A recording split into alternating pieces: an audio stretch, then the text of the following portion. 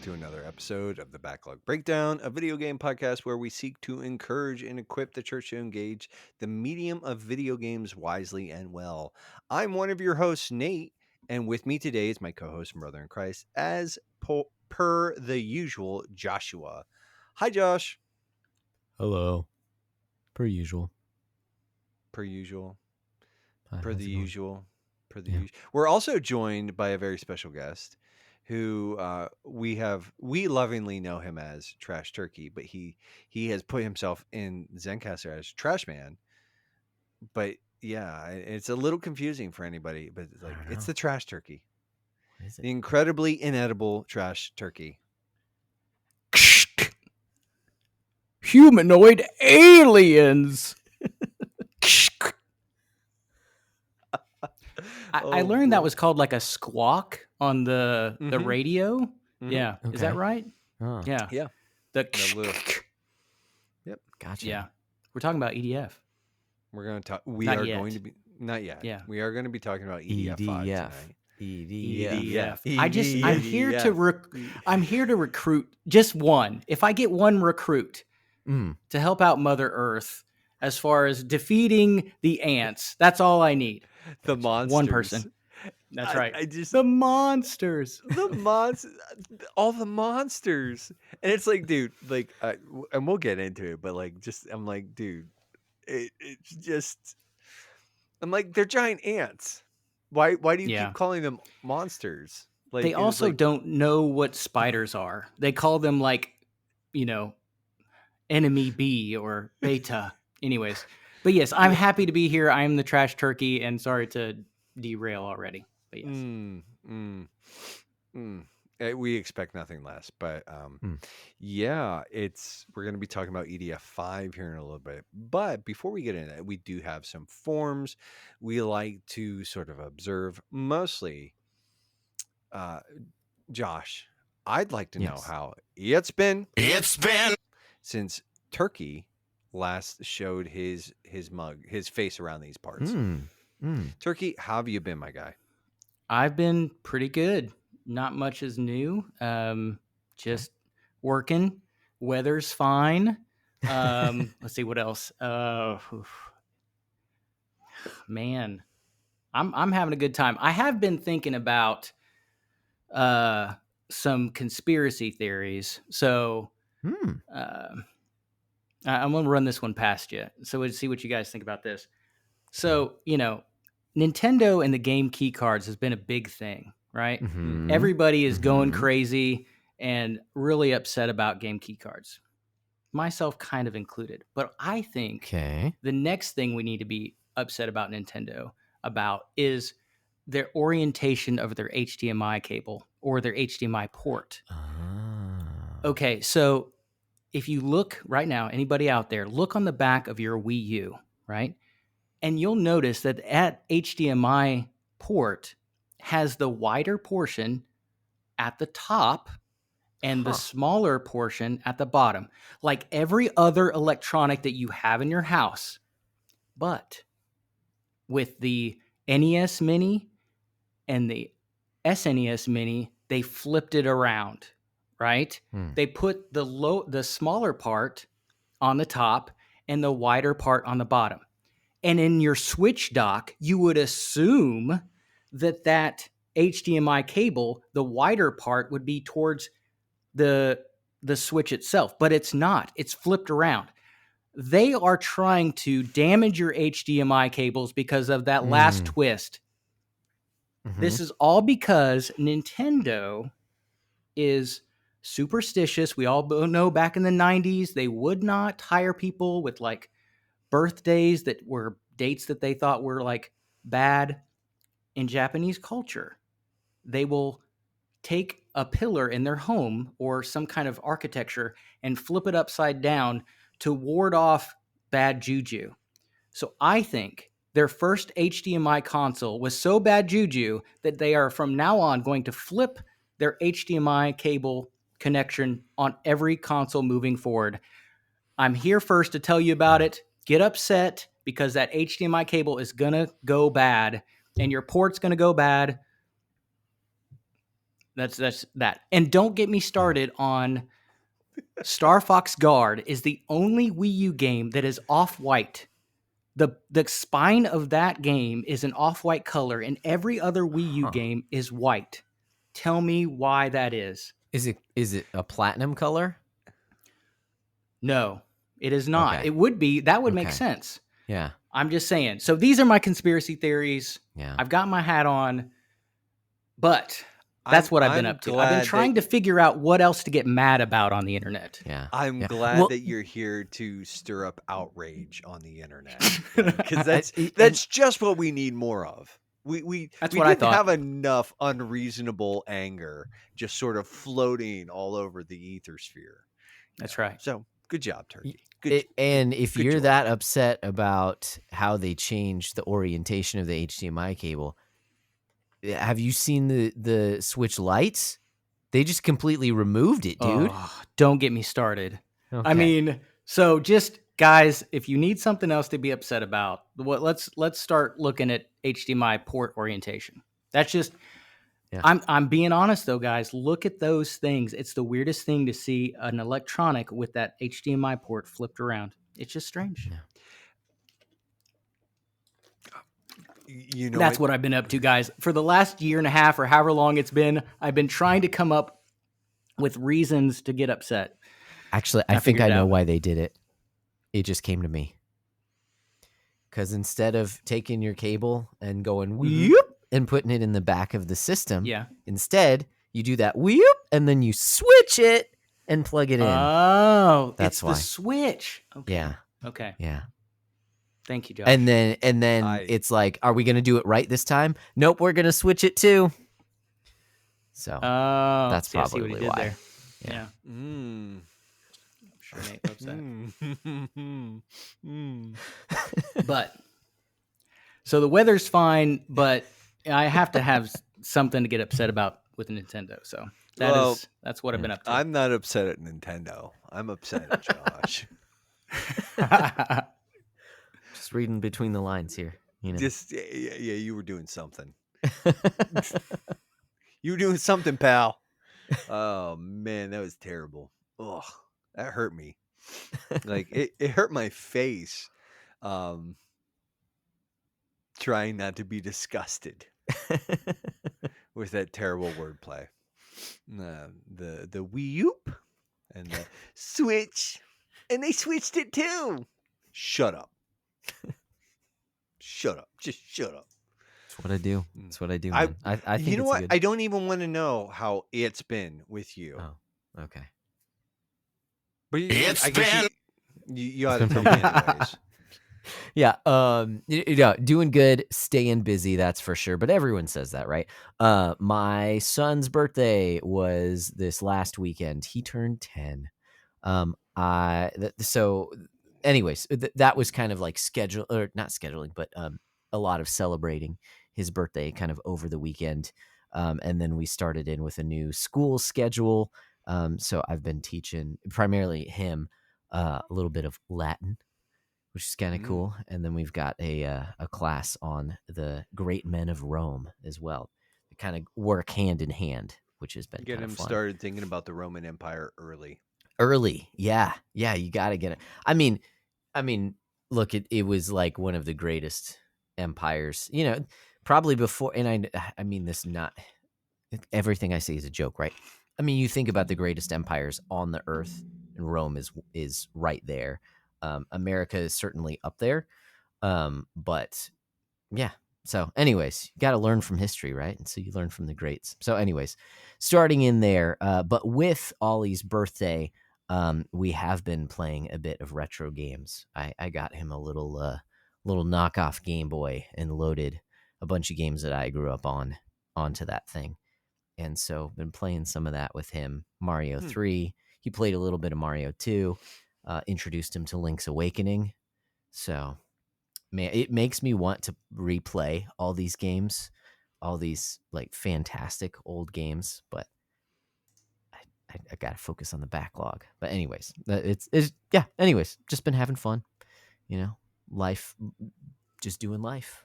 That's how we do.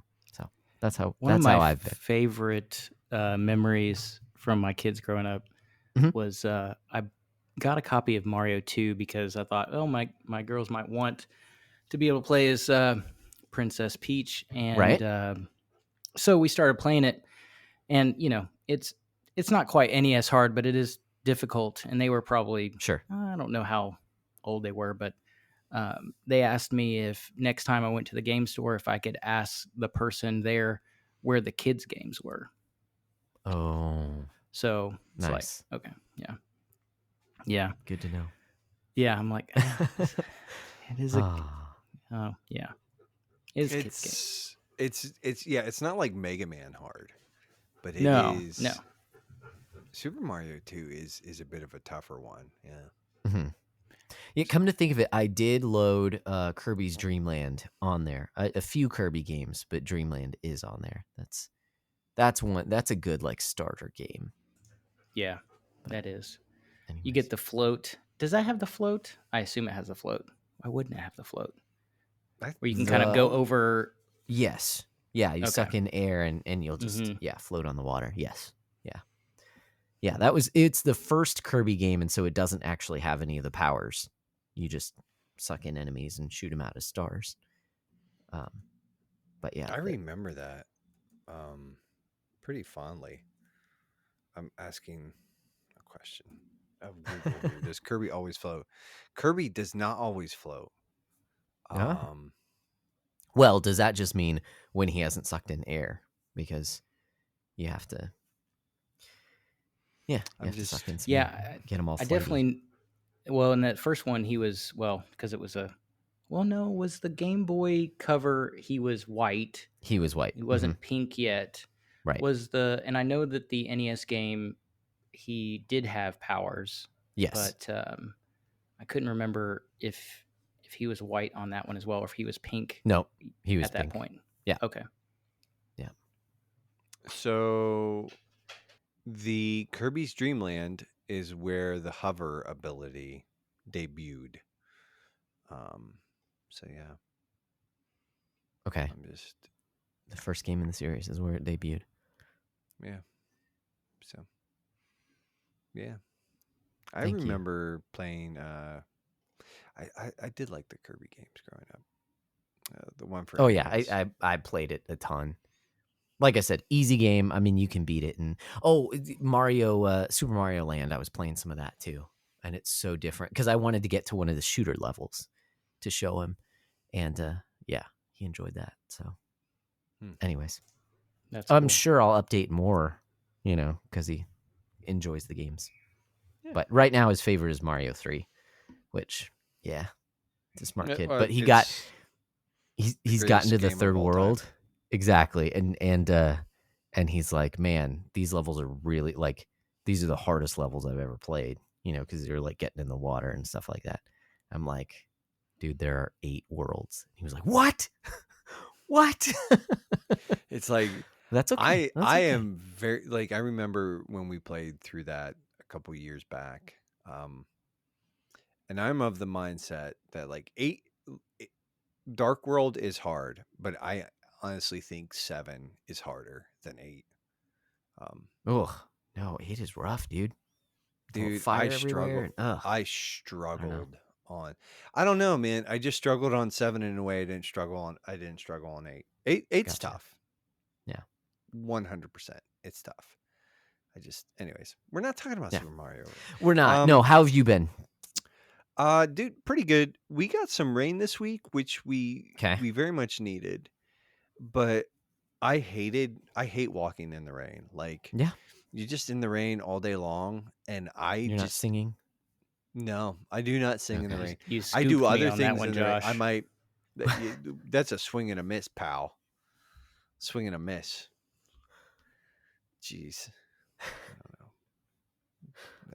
know. Love it. You know what? I'm not even gonna finish my thought. You guys are. This is gonna be such a great episode. You guys are so rude now. Just rude, freaking rude. But we're doing okay. Byron's as of the time we're recording, Byron's adoption day was yesterday, and so tonight we've gotten him like a couple little presents. Like he got he got a new train, because he Nice. is obsessed with Thomas. So we got Emily, who is the safety engine, and he gets the talking. We get the talking Thomas ones. You can push the button and they talk to each other on the tracks and stuff. They talk to each other? Like they Mhm. know who's who? Mm-hmm. Technology. Yeah, dude, it's Wow. pretty wild. And it's like if you have them, like if you have like switchbacks and stuff, like if they pass each other on the tracks, they'll say like, "Hi Thomas, hi Percy, okay, see you later." Yeah, it's sometimes they'll ask each other what they're doing. See, like when we were kids, we had to like say that ourselves. Like Yeah, I had to pretend to be Thomas. yeah, Or well, I didn't play Thomas. and I'm older. I'm an old or man. the toys that did speak did the speak and spell like kind of thing, whereas Mm-hmm. like you know, cat, yeah, Yeah. C-A-D. Yeah. Yeah. It's very low battery of you, like the low battery toy talk. Yeah. Yeah, it's really pretty horrifying. Yeah, it just we grew up in a different, but anyway, so we got him some Thomas stuff, and then tonight we went out to there's a Japanese place that you can get like ramen stir fries, and they also do like Okay. fried rice and stuff. And so we got noodles, we got him noodles and rice. We got some fried rice, we got some noodles, and gave him a little bit of each, and he was living it up. So nunus and yice. That's what he Nice. calls that stuff. But yeah, Carb load. yeah, he has been officially a Nice. McKeever for 2 years at this point. So Awesome. That's so yeah, cool. That's great. we like that. I mean, he was he wasn't it wasn't official before that, but it's just fun. So Yeah. um, yeah. So Awesome, dude. that's really all that's new here. So That warms my heart. I'm so glad that you shared that with us. Go for it, Josh. Do we have some more experiences to share?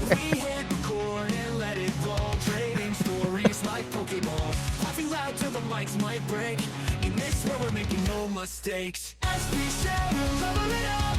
Life's an adventure we can't get enough. From invading to planets where we're going together with XP share. I failed you again. Turkey, I did. I actually generated some AI slop and sent it to Josh and said, "Hey, here's some AI slop that you could maybe possibly use." And he was like, "No." I tried to find that. I don't know if it was on Discord. I was literally trying to find that today so I could like then introduce your song with my little soundboard, but I don't know that I couldn't find it. I don't know There that was I something. Maybe it was something else, and maybe there was some. I couldn't did find when it, I so. was when I was messing around with Suno for just like the AI, the different AI slop. I did pull up some of my old AI slop, which there's one of my favorite songs that AI has ever written. Is about eating Pokemon, and it is just it was like one of those things where it was lightning in a bottle, and it was like perfect. Like the first, like I like refined the prompts and messed around with it, but it was like that. There was like one where it was like the initial entry, and I was like, this is uncanny. Like I was gobsmacked, and so it's just like one of my favorite things. And so that I did throw that back in the bro hang for. I don't know that I threw the other stuff in there. Okay, maybe that's what it was. I remember there being something, but yeah, and I'm not the most like Discordy person, so I was like, Sure. Nate, Suno, nothing. Nate, post media, no, nothing. So, anyways, maybe there wasn't that, but yeah, I maybe next episode if you're lucky. Well, If you you're know good to Josh. what I'm going to do is no, he's never going to do it cuz he hates me. And he's rude. Yeah, it is. It is. It'll happen by the next episode. We'll have a different song, guys. That was the last time that you'll hear that XP share song, And that placeholder song.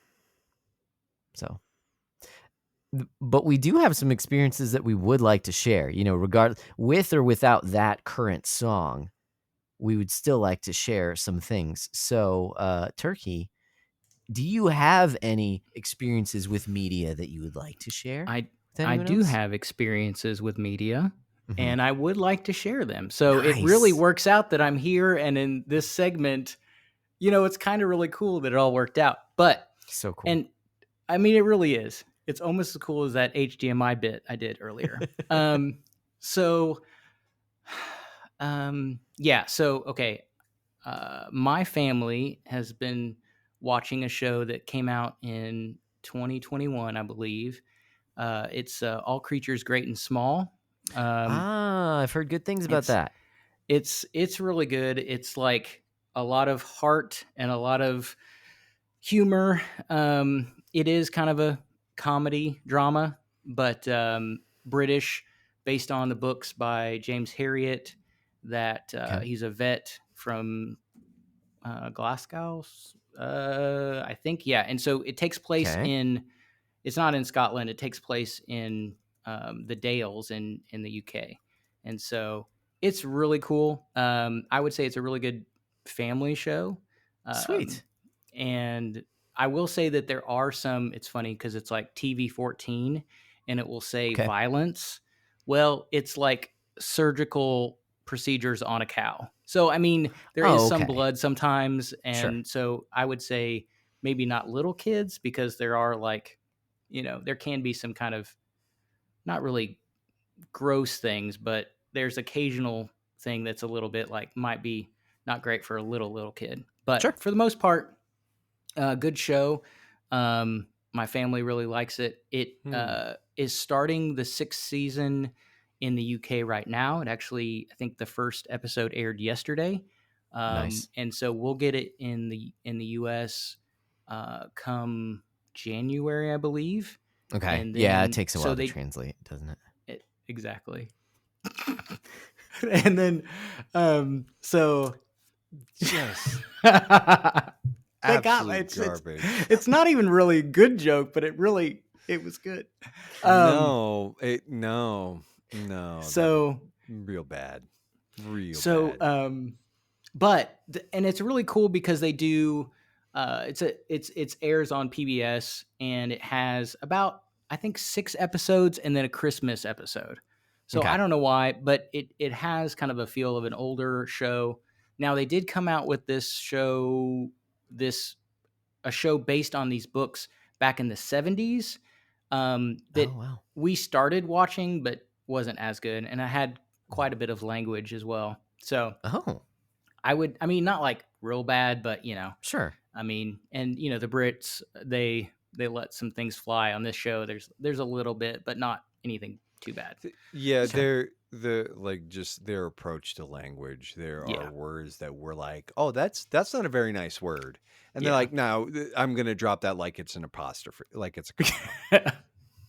And I'm like, but there's also like, dude, like Fanny is actually like that is a fairly spicy term if you are in the UK. And we're like, I say that, and people are like, "What?" And I'm like, yeah, it means something else. Does not mean the thing that you dumb Americans think. That we dumb Americans think. Yeah, of course. Like, what? So, like, I mean, it's a country where like they do beans and toast, and they think that's like a legitimate meal. So like, they can go kick rocks. It's very odd. It is. But they do, you know, I think we haven't really planned out what we're going to do for the episodes coming up. Maybe we'll do an English breakfast. Maybe, I don't know. We might cook some things. You never know. But actually, it's a good show. Like a full-scale English breakfast, like with the eggs and the sausages and the like pudding. I would throw down on that. I'd be like, "Ma, yeah, that's no joke." There's a It kind of got me on this thing where there's like there's these guys on YouTube that I don't know if I follow them or if it's just like one of the things like the algorithm kind of feeds me, but they're a couple British dudes and they introduce British kids to American food, and the reactions are some priceless. Like they introduced these kids to the Wendy's Baconator, and these kids are like these these British kids. They're like, that is unreal, and they're just gobsmacked, and it's like, yeah, well, we also, and they're just like, oh, that is so good. I'd eat this every day, and I'm like, and you'd have diabetes like most Americans. Mhm. So yeah, but Yeah. yeah. Anyways, sorry about that, Turkey. It was just like you were talking about British food, and it got me on a thing. Only other thing I would say, if you haven't seen, is the YouTube series, the 3D Bot Maker, the Hot Wheel car show. They just wrapped up their DRCX, which is their kind of rally racing. And Big Air Dylan is back, and I tell you what, he did not disappoint. So Big Air Dylan, mad props, Team Mitsubishi. So if you haven't seen 3D Bot Maker, you should go check it out. Nice. I have not seen 3D Bot Maker, so Man. I guess maybe have to check it out. You need to. I mean, you have Hot Wheel cars with the most elaborate tracks you'll ever see. I mean, maybe not the most, but very elaborate tracks. And then you have two commentators, 3D and 2D. Pretty good banter, funny guys. And then you'll have storylines weaved through about different racers. So there's like the Crazy Jimmy and the Jimmy Brothers. There's the van, Race in Peace, McClyde. Tragic story about that van. But it's just a fun, kind of silly show that my kids and I watch. And it's pretty high, pretty, like, you would not expect the level of detail that these guys put into this. And you should go watch it. Not right now, but later. Yeah, after they're done watching or listening to this. Yeah. That's reasonable. That's reasonable. Do you have any other non-video game related media to bring to the table tonight, Turkey? That is all. That is all my non-video game media that I'm here to share. It is so hard to keep a straight face with you on here, man. Like, like I'm trying really hard not to crack, and you're just like, nah, man. Nah, I'm gonna break. It's gonna happen. It's gonna happen. Just, like now Josh opens his mouth and I just instantly get angry. Just disgusted. And I'm afraid to ask, Josh, but what media have you been into since non-video game related, of course? Yeah, so since Turkey brought up some YouTube stuff, one of the things that I've gotten into that's just super dumb, but it's dumb fun, and actually the kids enjoy watching it as well. Well, most of my kids do. Is food challenges on YouTube, particularly some guys who are like pro or semi-pro level. I don't know what you call them, food athletes, I guess, but basically intaking lots of food. So one guy in particular, like the dudes who like win like hot dog eating contests and stuff like that. Yes, okay. Along those lines, and like go out and do food challenges. There's one guy in particular that kind of got me started down this road. He goes by Eric the Electric. He's a pretty small dude, and after watching a few of his episodes where he eats like, I don't know, like 23,000 calories in a day, something like that. Then he shows like, oh, because he also goes like riding his bike for like 60, 70 miles and then goes for like a 2-hour run and then goes back to eating. Like the way that you actually train your body to do these types of things, because you have to train, to increase your stomach capacity for these types of things.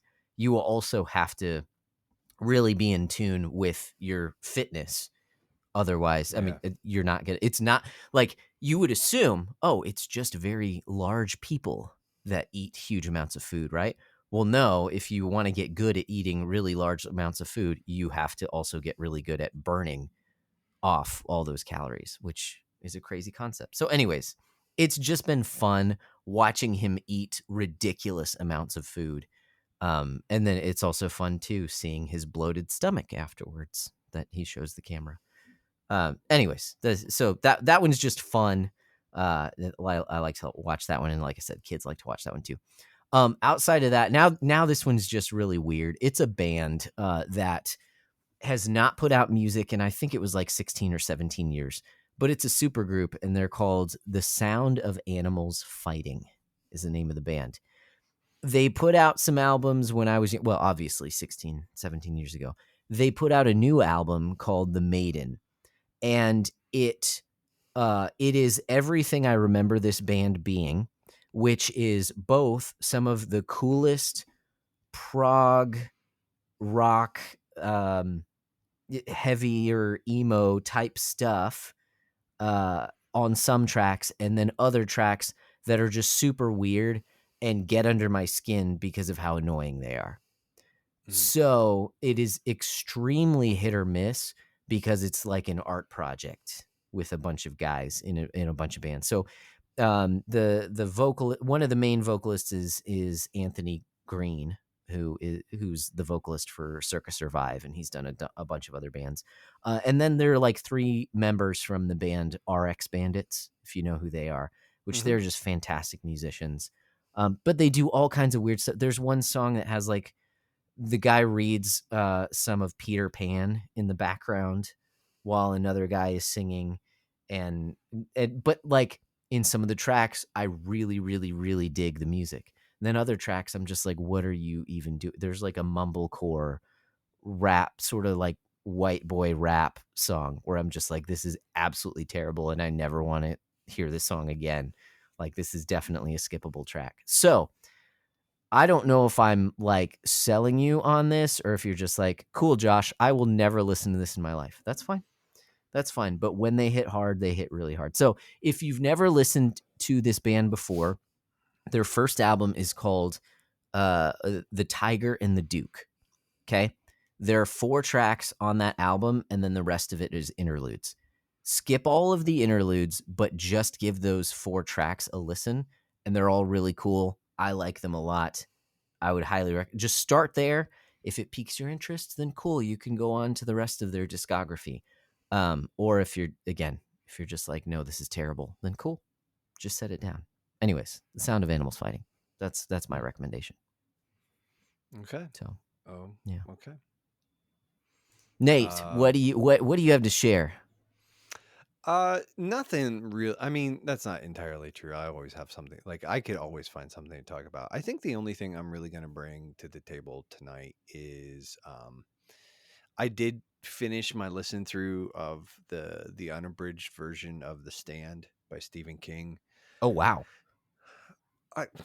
Dude, I walk like I don't know. It's true. one of those things where it's like and I have been trying to build in like more silence time, like time to just think and sort of carry mail. But I've sort of been listening to that for 3-ish weeks probably.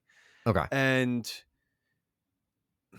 it's like one of those things where like King is so good on so many levels. Like it's like he's a really great writer. The Stand is a really great book. There's also like some stuff in there that's like not appropriate for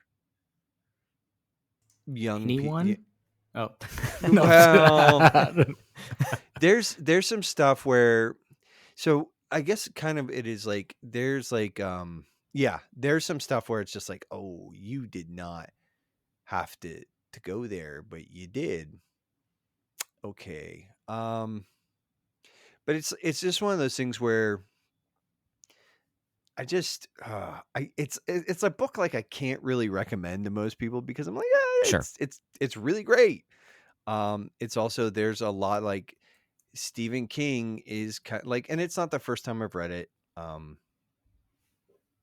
But it had been many years since I read it because I think I read it when I was Okay. like in my teens or maybe early 20s, and so like I am neither one of those things anymore. I haven't been a teenager or in my 20s for many years at this point. Mhm.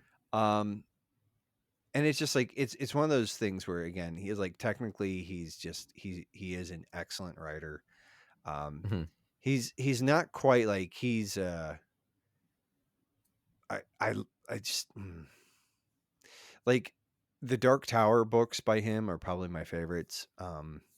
Oh, okay. And he sort of I don't know, but anyways, the Stand is really great. It's just I can't really recommend it to most people because there's a lot of not a lot, but like he does this thing where he just feels the need to like dip into perversity a little bit sometimes, Sure. and he kind of gets gross. Like, but like, man, his ability to capture evil and sort of like put it on the page and show you sort of like even how evil works sometimes. Like, there's a Hmm. character in the book who it's like he's kind of like he waffles for a long time, and then just but it shows you how like wickedness sort of like corrupts the heart of man. Hmm. And it's like sort of like death by a thousand cuts, and it's like a really interesting psychological journey here. It's like, oh man, like, and um I don't know, it's freaking. And I think the other thing too is like that book really hits way different post COVID, like Okay. way different post COVID, because we're all, I think, fairly familiar with the premise of the Stand. Like a super flu comes out and wipes out Sure. 99% of the population of the world or something, like kills a bunch of people. And then it kind of becomes like a cosmic battle between good and evil kind of thing. Um, it's pretty epic. But again, it's really hard to recommend because of a lot of fairly objectionable content. Um, Mhm. but yeah, it's just like one of those books that like it just reminded me of like, oh, like Stephen King is really good, and it kind of has me wanting like I I don't want to go back and like go through all of his stuff. Like every once in a while I'll listen to Stephen King and I'm like, oh yeah, like I think some of his more recent books that I've read some of his or listened to some of his more recent stuff, and I find it to be not as good. Like there was one that I just like I can't remember what it was called that I read listened to not too long ago, and I thought it was fine, but yeah, no, the Stand is it's just like it's a I think too it's one of those books where like there's some really like interesting points and themes, like it's towards the end of the book the one character has this sort of reflection. It's like kind of not an exposition dump, but you're sort of getting like this internal monologue thing where it's a bit of a critique on the world, and there's some stuff, you know, some of King's positions and where he would land. I would be like, no, but like also, dude, there's like a very strong pro-life message in that book. Hmm. It's like there's a character, um,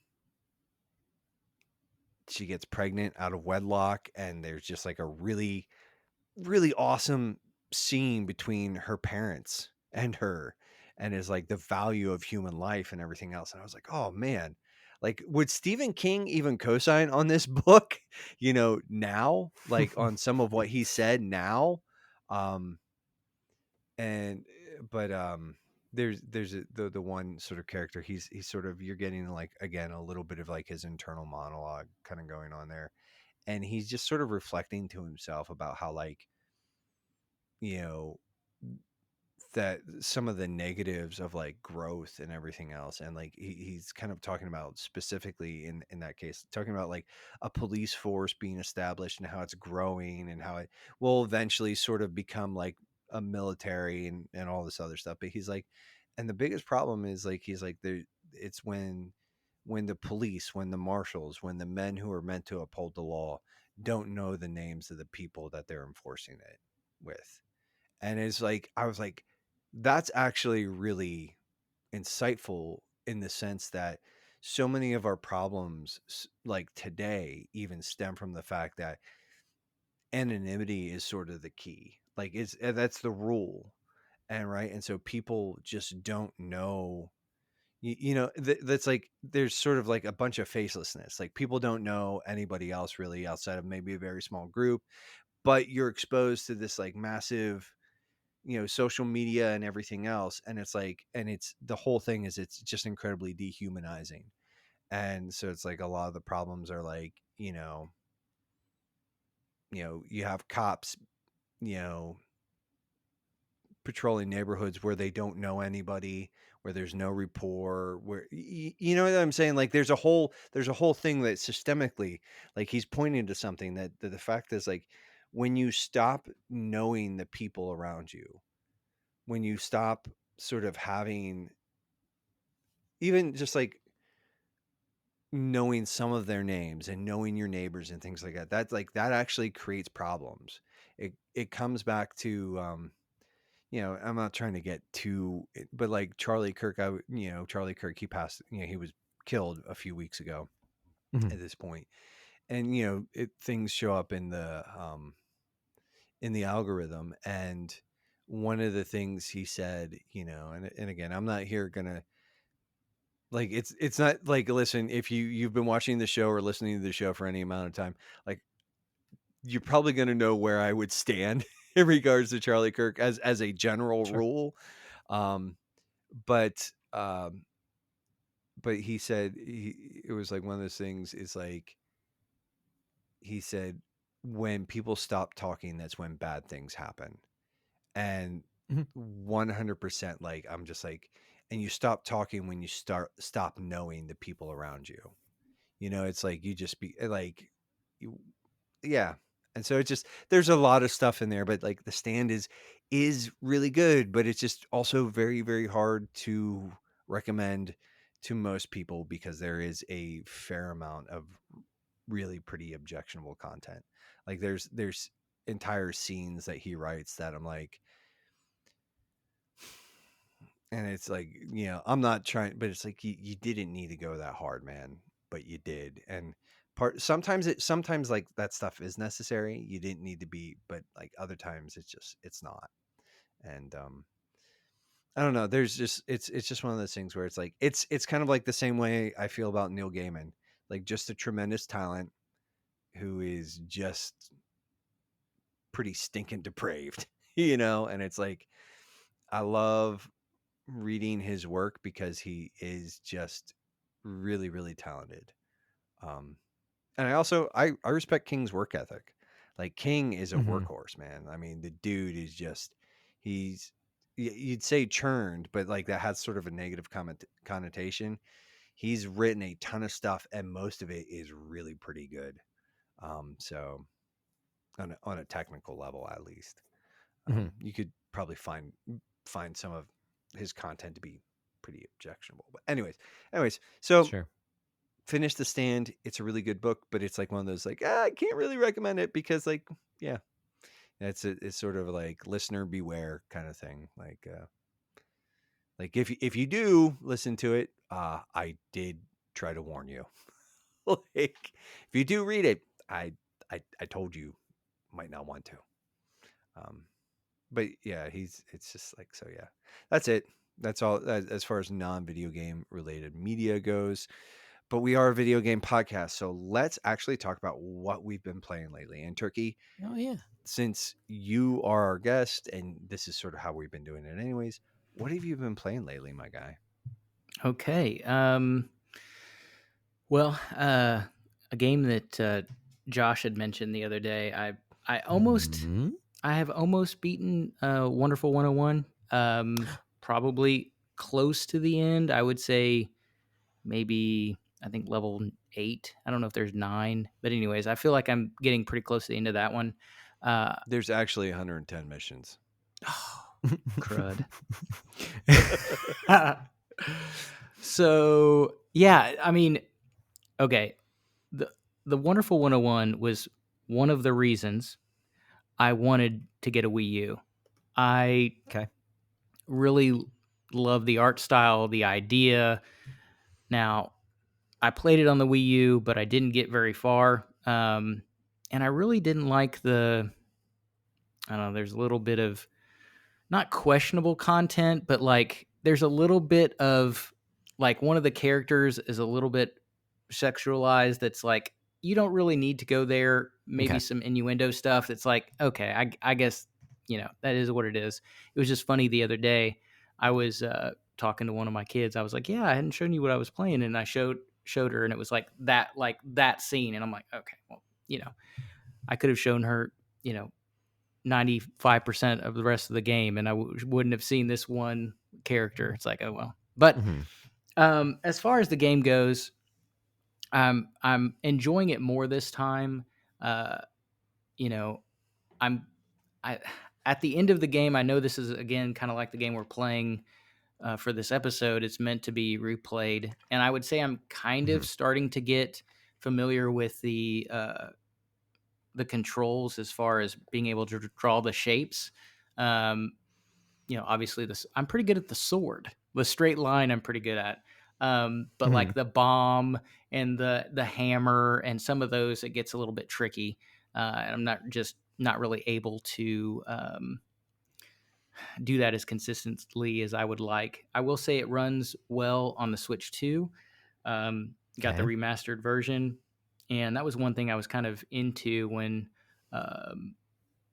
getting the Switch 2, was finding out what games run better, what games are, I guess you could say, enhanced without, a patch. So Wonderful 101 was not locked at 30. So it is able to run at 60 when it's played on the Switch 2. So it runs better. And it, quicker load times and all that. So definitely a decent way to play it if you haven't picked that up, and it's a relatively inexpensive game still. So I would suggest that one. I'm trying to think of other things. I haven't started it yet, but one thing I did pick up was Fantasy Life I and the Girl Who Steals Time, the level 5 game. I got a copy of that on the Switch 2. So kind of a life sim kind of game where you are, you can be a baker, a mage, a warrior, whatever. But it's honestly, reviews for it are really good. I mean, I would say high 80s maybe. So always a big fan of level 5. I think their stuff's pretty cool. I am excited about the Inazuma 11 game coming out later, the soccer RPG.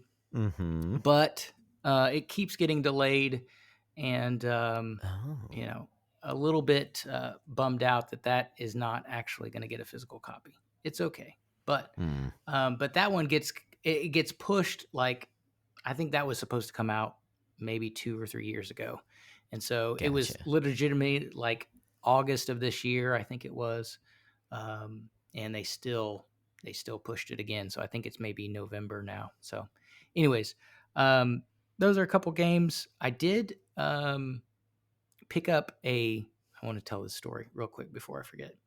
So I picked up a PS4 VR headset. Back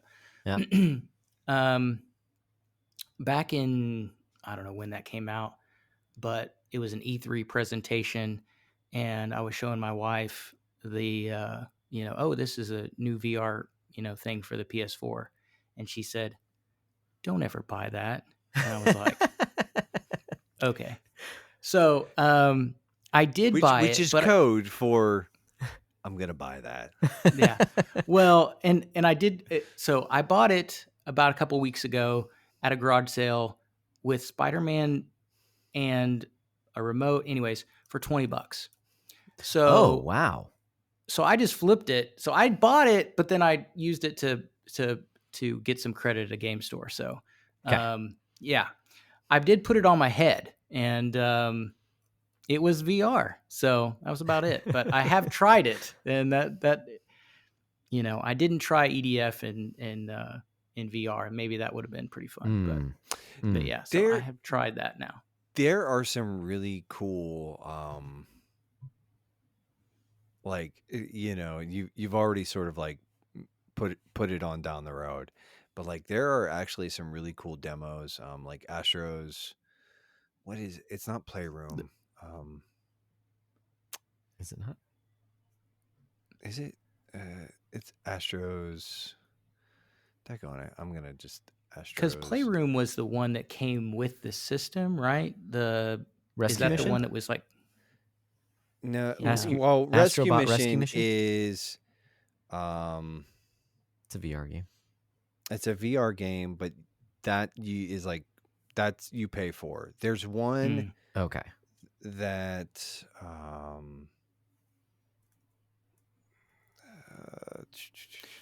the only VR game maybe I would beat. I haven't played Psychonauts 2, but there was that like Psychonauts, the Rhombus of Ruin.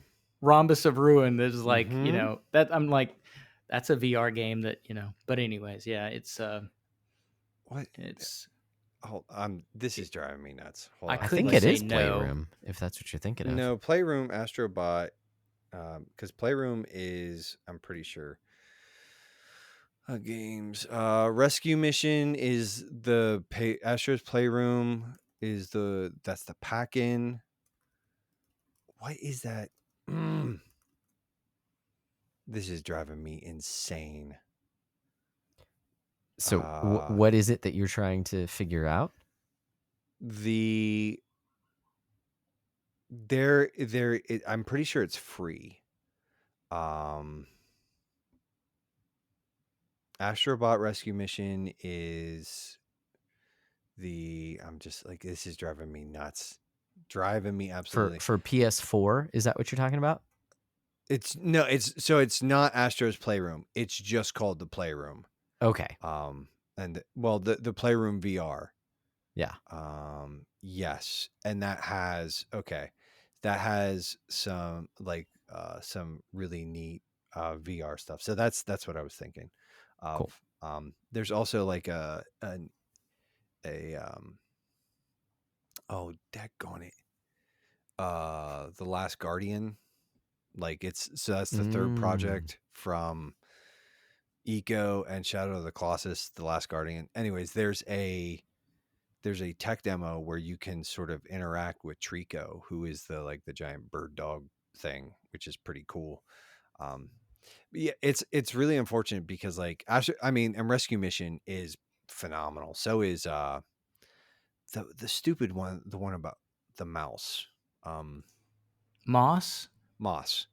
Yeah, those are really cool, and there are some really great use. Like I really like VR, but unfortunately, it's like it is one of those things where it's like you put it on your head, and then your brains start to cook after a while, and you can get VR sickness and stuff like it's just yeah. I could tell that probably wasn't going to work well for me, and I could see myself getting motion sickness, and also, man, the cables. It was like, oh, dude, it was like there's 15 cables for this thing. I'm like, this is pretty crazy. Okay, and I'll say this is even more crazy. Okay, I found this VR headset and all this stuff for $20 at a garage sale. You know what I found like 7 days before?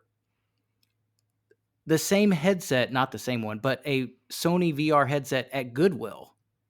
And it was in bad shape, but I was like, I've never seen one of these like in the wild. Yeah. Yeah, and now it's like they're everywhere. So anyways, so maybe it's a time to look out, everybody out there, go to your local garage sale and see if you can pick up a VR headset.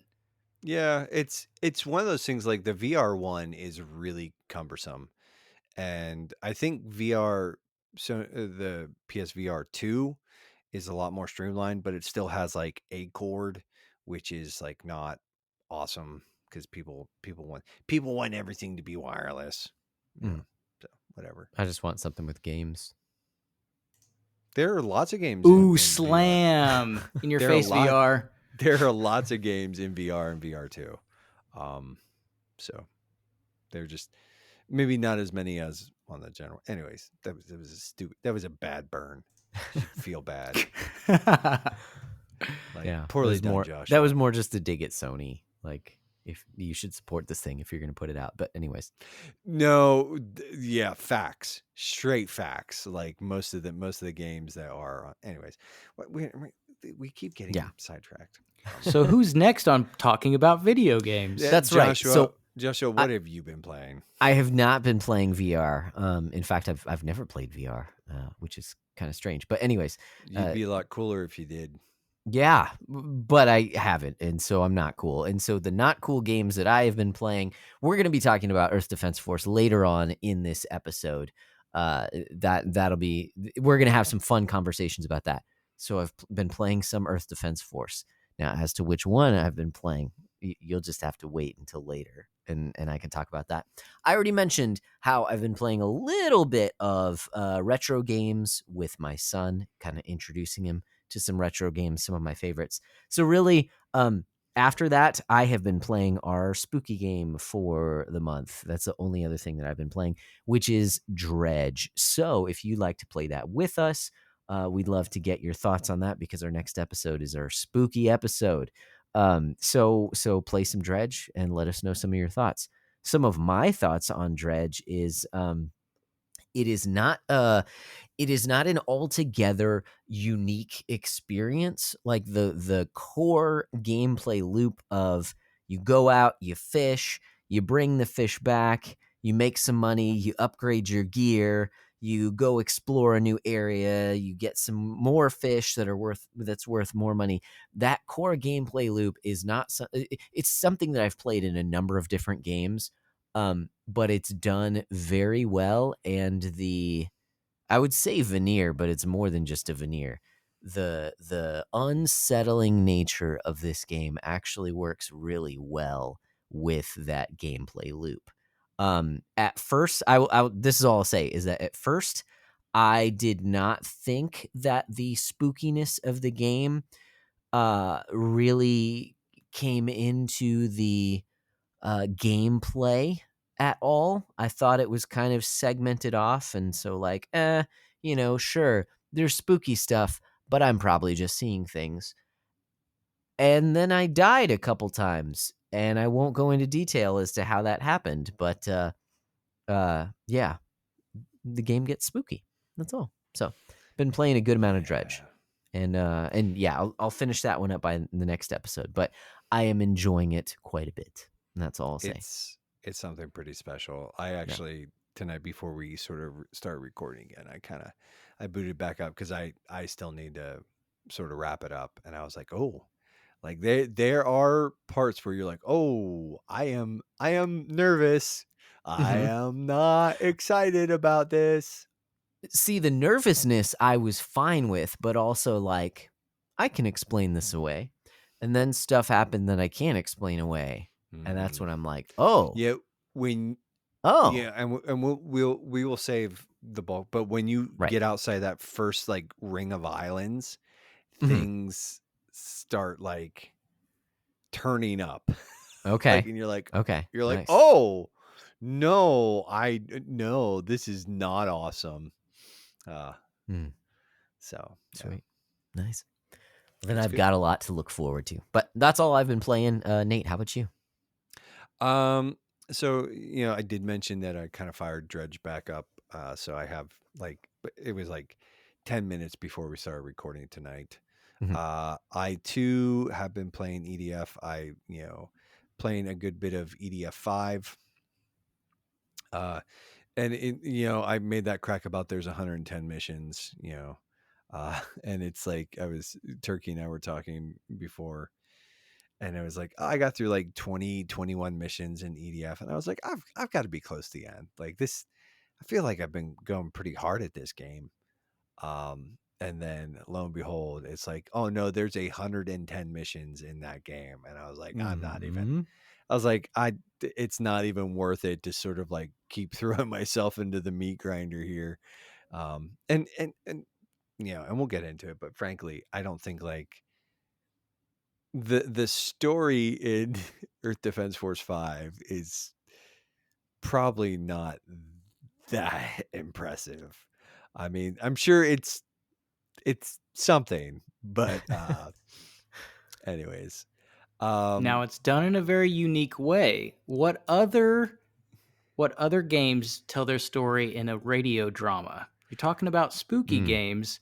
This is done in a radio drama style, which not very many games try to tell their story that way. And I will say it doesn't necessarily get the story across as well because you have lots of civilians and bugs and things screaming and guns blasting. So I would definitely suggest wearing headphones because I usually find that I can hear the dialogue a little bit better with headphones in, like just plugged into my PlayStation controller. I found that out this last time playing because it's just like, and you can also adjust it a little bit so you can kind of turn down the screams. You know, if you want to turn down your screams a little bit. Yeah, just but mute there's out still all of explosions. like the suffering. You know, Yeah, just mute that out. You're fine. Yeah, turn the volume down on that. Like, just a little bit. A little bit just a lower little on the bit. suffering. Yeah, but yes, you're not right. so much suffering. It's not an epic story. Well, it tells a story kind of, but it doesn't. It's not why you're playing EDF. No, yeah, you're not playing the game for the story. But we'll talk a little bit more about that. I did so last episode, Josh, we talked about Astral Chain. I was on Final boss. Noah, and Prime.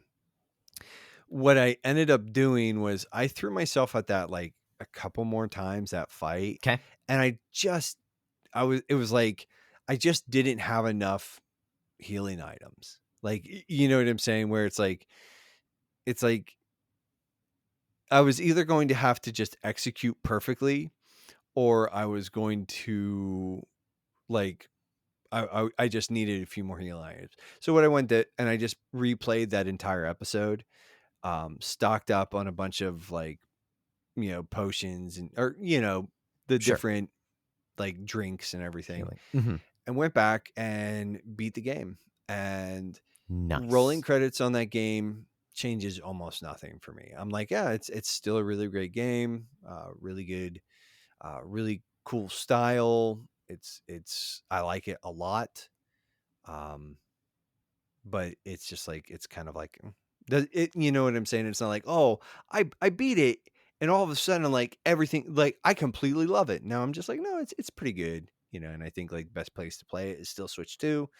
I think it's really interesting and with some rough edges, not nearly as many as EDF5, but you know, but let me just sort of look at my notes here. Dragon Quest Builders still, yeah, just not a ton. So I haven't picked anything up, although Hades 2 has dropped. Dropped just the other day, and I'm really just trying to hold off on that. You could wait for the physical version published by Nintendo, so it will be on the cart. Yeah. Yeah. That's good to know. Maybe. I mean, it's probably $50 versus whatever the digital version is. So yeah. I don't know. Yeah, we'll have to look into that. I mean, I think it's I could, you know, I've been doing it the whole time while we're playing. Hades 2 price. I think it's 40. It's 30. Okay. Nice. But that's is currently $30. It's expected to remain at that price at full. It's currently $30. But yeah, the physical cart you can pre-order for $50. Okay. what? Hold on here. We're just gonna. Now I'm getting a little grumpy too. Okay, yeah, it Why is 30. grumpy? It is $30 digitally. Because I like the way that the one article, it was like the Nintendo Switch version is $50, and I was like, what? No. But that's just the physical. Yeah. Whatever. I don't need much reason to get grumpy, Turkey. I mean, you've known me for long enough that Well, I yeah, just like that's true. I'm fairly irascible. But yeah, like that's all I've been, like I said, I rolled credits on Astral Chain. I'm kind of like I've got a couple games that have sort of been sitting there in sort of like limbo where I'm like, frankly, Creature in the Well, it's a game that it's like a pinball sort of game, and I really like it, but I keep looking at it and I kind of hit like a bit of a bottleneck where it's like, and I think I've mentioned this before, but I Googled it and everybody's like, oh no, like where I'm at, the game just sort of gets like the one, it's the one ending stage, and like if you can beat this, like the rest of the game is actually fairly easy in regards, but like this one sort of like boss fight is just ridiculous. And I'm kind of like, I think over I'd like to just go back and sort of give that one or two more goes, and if I can't, sort of just, I think I'm just going to abandon it, because it's like I like the game, but it's not that great. But I haven't done that yet, so we're just like, speculating about what I might do in the future. But all that being said, so my beatdown score, I'm at a -4 because I beat Astral Chain. Nice. Yeah, but we know how that works. It's the backlog beatdown. It's the meta we run all year. You play games that you already own. You take away points. You get a negative score. You buy stuff. You play games that you just bought. You add points. The whole goal is to get as low as possible. Get negative. Kind of, yeah. If you're interested in the rules, like, it's, I don't. I don't know why I keep saying this. Nobody's interested in the rules. Nobody cares except for We yeah. love the rules. Nate, Yeah. come on. No. Give me the rules. No. No, I'm not. No, the basic gist of the game is it's a little bit of a gamified sort of tool to help you think about, throttling acquisition, and to think about your purchases, and to encourage you to play stuff you already own. If you are interested in a full breakdown of the rules and all that other stuff, reach out to us. We can send you a copy of them. Reach out to Josh or I guess. Yeah, Turkey, I don't know if do you keep a copy of the backlog beatdown rules? I'm probably at a positive 437. No, I don't sweet. know. Yeah, no problem. You I got it. I You still should got a few more months. Sick. Yeah. No, man, yeah, self-control, it's tough. No, but I honestly, I probably should try to. I've been trying to complete games more, and Oh, sweet. I think that I've had more success with that with the Switch too, or just with playing in handheld. And I've had a little bit more time in the evening to play more occasionally. So, like I said, in the past, I would probably have maybe dropped 101, maybe just because maybe I've picked up something else and I'm like, oh, I want to try this other thing, but I've said no, I'm gonna go ahead and I'm gonna finish this. So, and I've been Nice. enjoying it, but it's just yeah, it is a focus that it's better to beat the backlog and to break it down than build it up. But yeah, I'm proud of you. It's also that's well, good. I was actually gonna tempt you with Dragon Quest Builders 2 does run at 60 on the Switch too. So if you do want to pick that up, that's a game that doesn't need a patch and runs a lot better on the Switch too. So tempt you. I might. I mean, I would Temptress. probably buy that for. I probably will buy that for PlayStation. Just because that's where, like, I'm kind of one of those weirdos that so like Hades, I own it on PlayStation and Switch, but I played it primarily on Switch.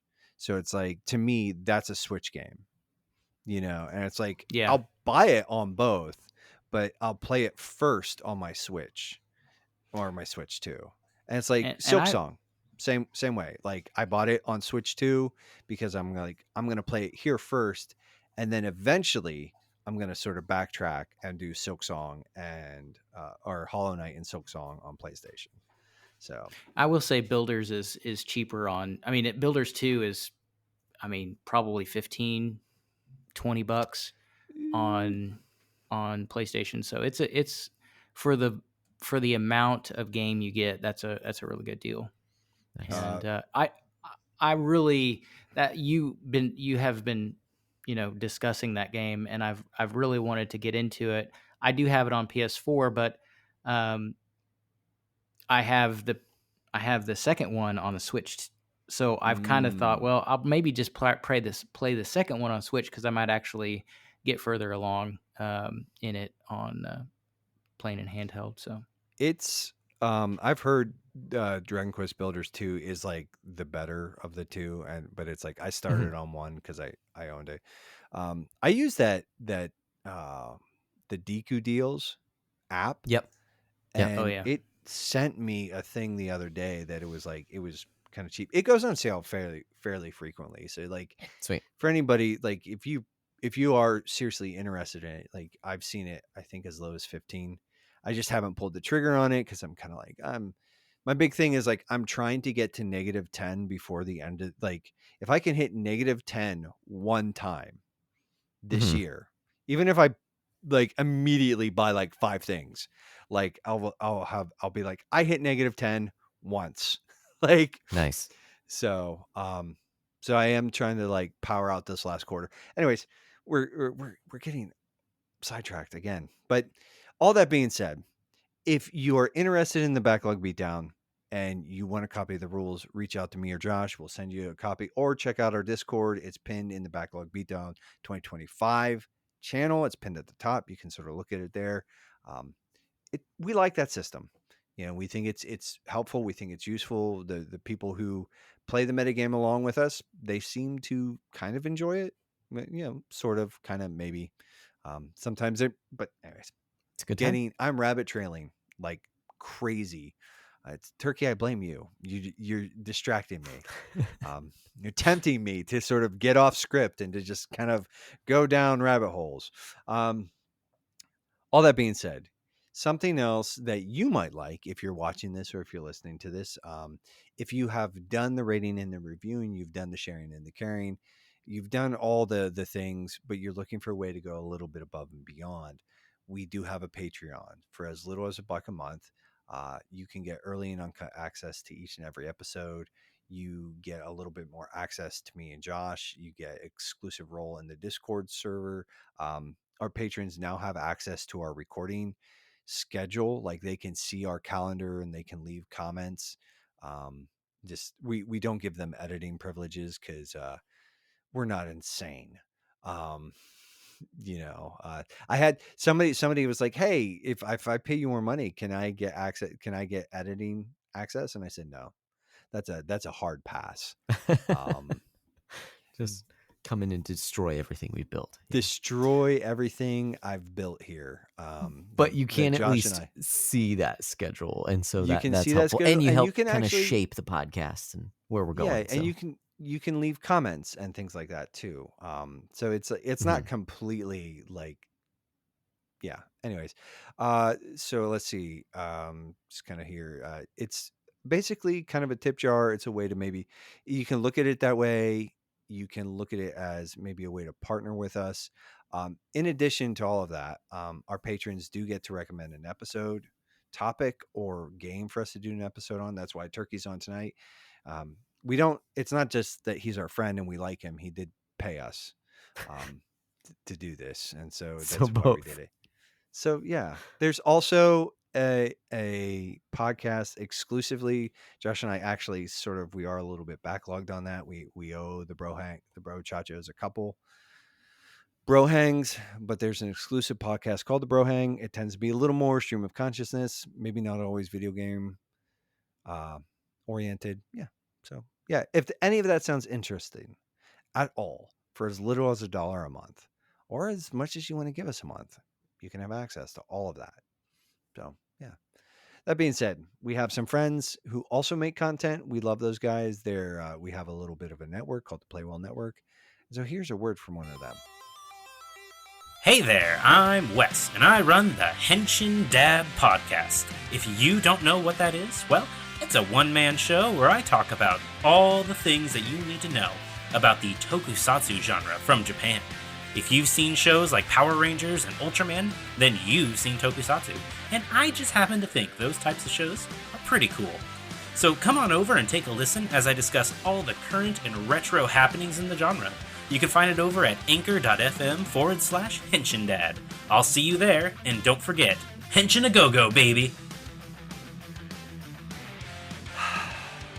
And we're back. I don't even know what's happening. Turkey and I are amusing ourselves. I'm amusing myself. I don't know if Turkey's amusing himself. Oh yeah, we're having a good time. We're having a good time, excluding you. We had a little in joke. We talked about how, like, while you were doing your thing, I was gonna come back, and it was gonna be like the most disappointed, low energy, and we're back I could possibly do. Oh, nice. Yeah, but now I had to explain the joke, and so it's not nearly as funny. And not like EDF. We can just take it again, and this time we just won't react, and it'll be even more funny. No, I don't think we'll do that. Okay. I think we're just gonna barrel straight into this thing, and we're gonna talk about EDF 5. So Turkey, you are a patron. This was your patron pick. So I just have a few questions to sort of like kick it off. Like, first of all, how dare you? Yeah, so you guys want to talk and think deeply about video games. That's the purpose of this show.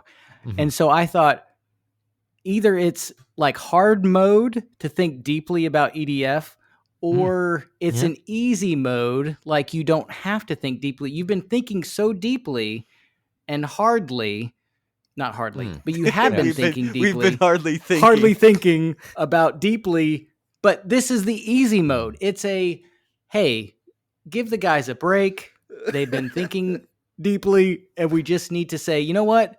Let's blow some bugs up because, let's have a good time. Let's blow some bugs up. Now, there are some things about EDF that maybe are redeemable, and there's some things that aren't.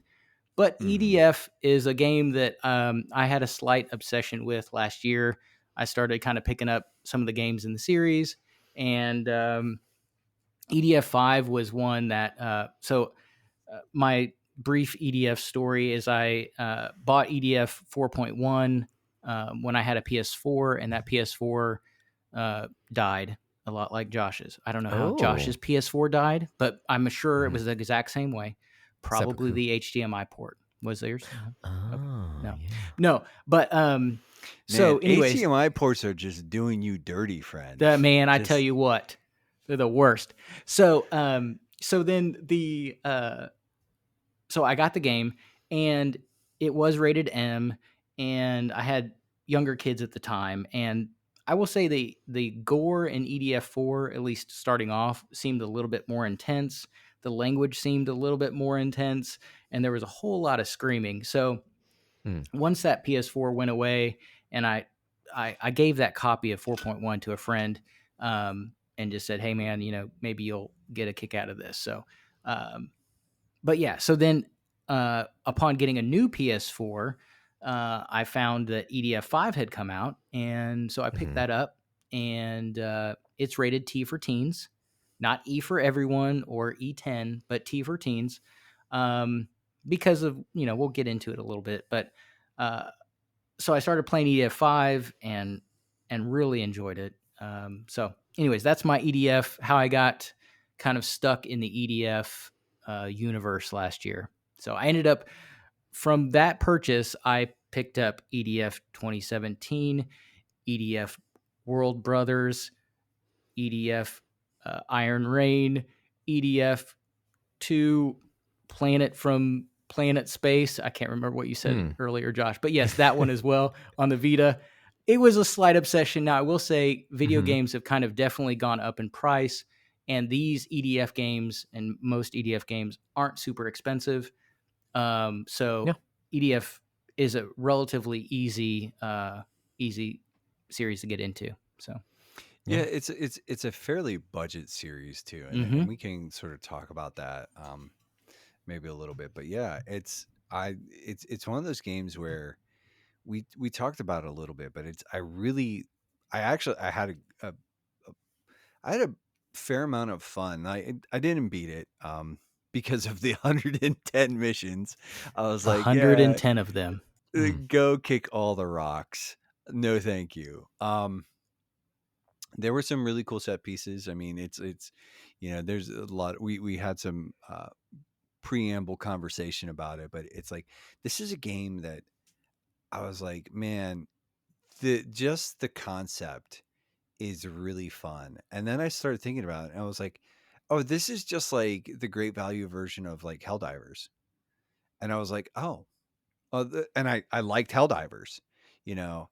I think I would give it like if I'm just sort of like I would probably give it to EDF 5 just a little bit because I think one of the things that is kind of frustrating about Helldivers 2 is that it is perpetually online. And so there is like you have no other option but to play with friends or play with randos. Okay. And I was just like, I don't know. And Helldivers is there's kind of a lot more going on. But what I will say is if you liked if you like EDF 5, um, chances are you might like Helldivers too. Like Okay. it's a little bit more, it leans a little bit more into like the hardcore um like Starship Troopers kind of thing. Um Yeah. it's I think it's a good deal more violent and there might be some more language, but Okay. like but this was fun. And it was like as I like the way I've kind of been internally describing it is like it's kind of like if Dynasty Warriors was set in like a B movie, a B level sci-fi kind of like environment. That's exactly what this is, and I kind of love it. Um, I actually haven't really thought about Dynasty Warriors as a correlation with that, and I think that's a good point as far as just the amount of things on the screen. So mhm. EDF does not is always a looker, but it definitely has a ton of enemies to take on, um, and I really Well, like the tone of the game. I'm Mhm. kind of more of a silly, mhm. this is.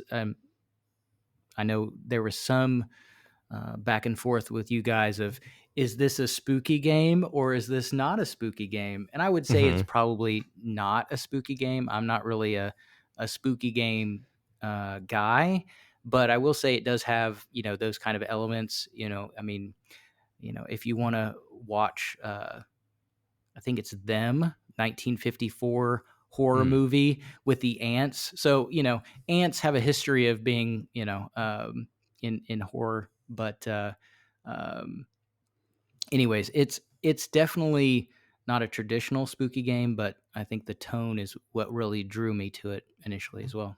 Yeah, well, and that tone is it's the camp. It's just like it is like unfiltered camp. And it's just like one of the really fun things about it is that they kind of put their foot all the way down on that pedal and they never let up.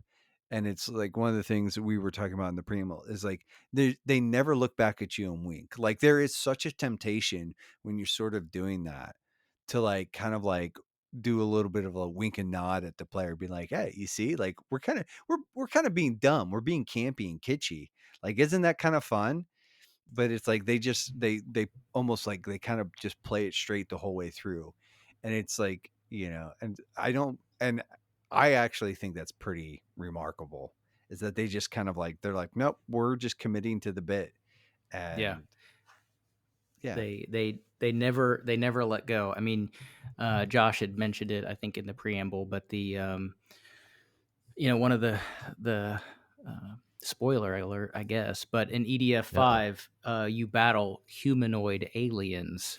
So you They have have some arms soldiers and legs, just like humans. The soldiers are definitely concerned about battling these human looking aliens that they've never seen before.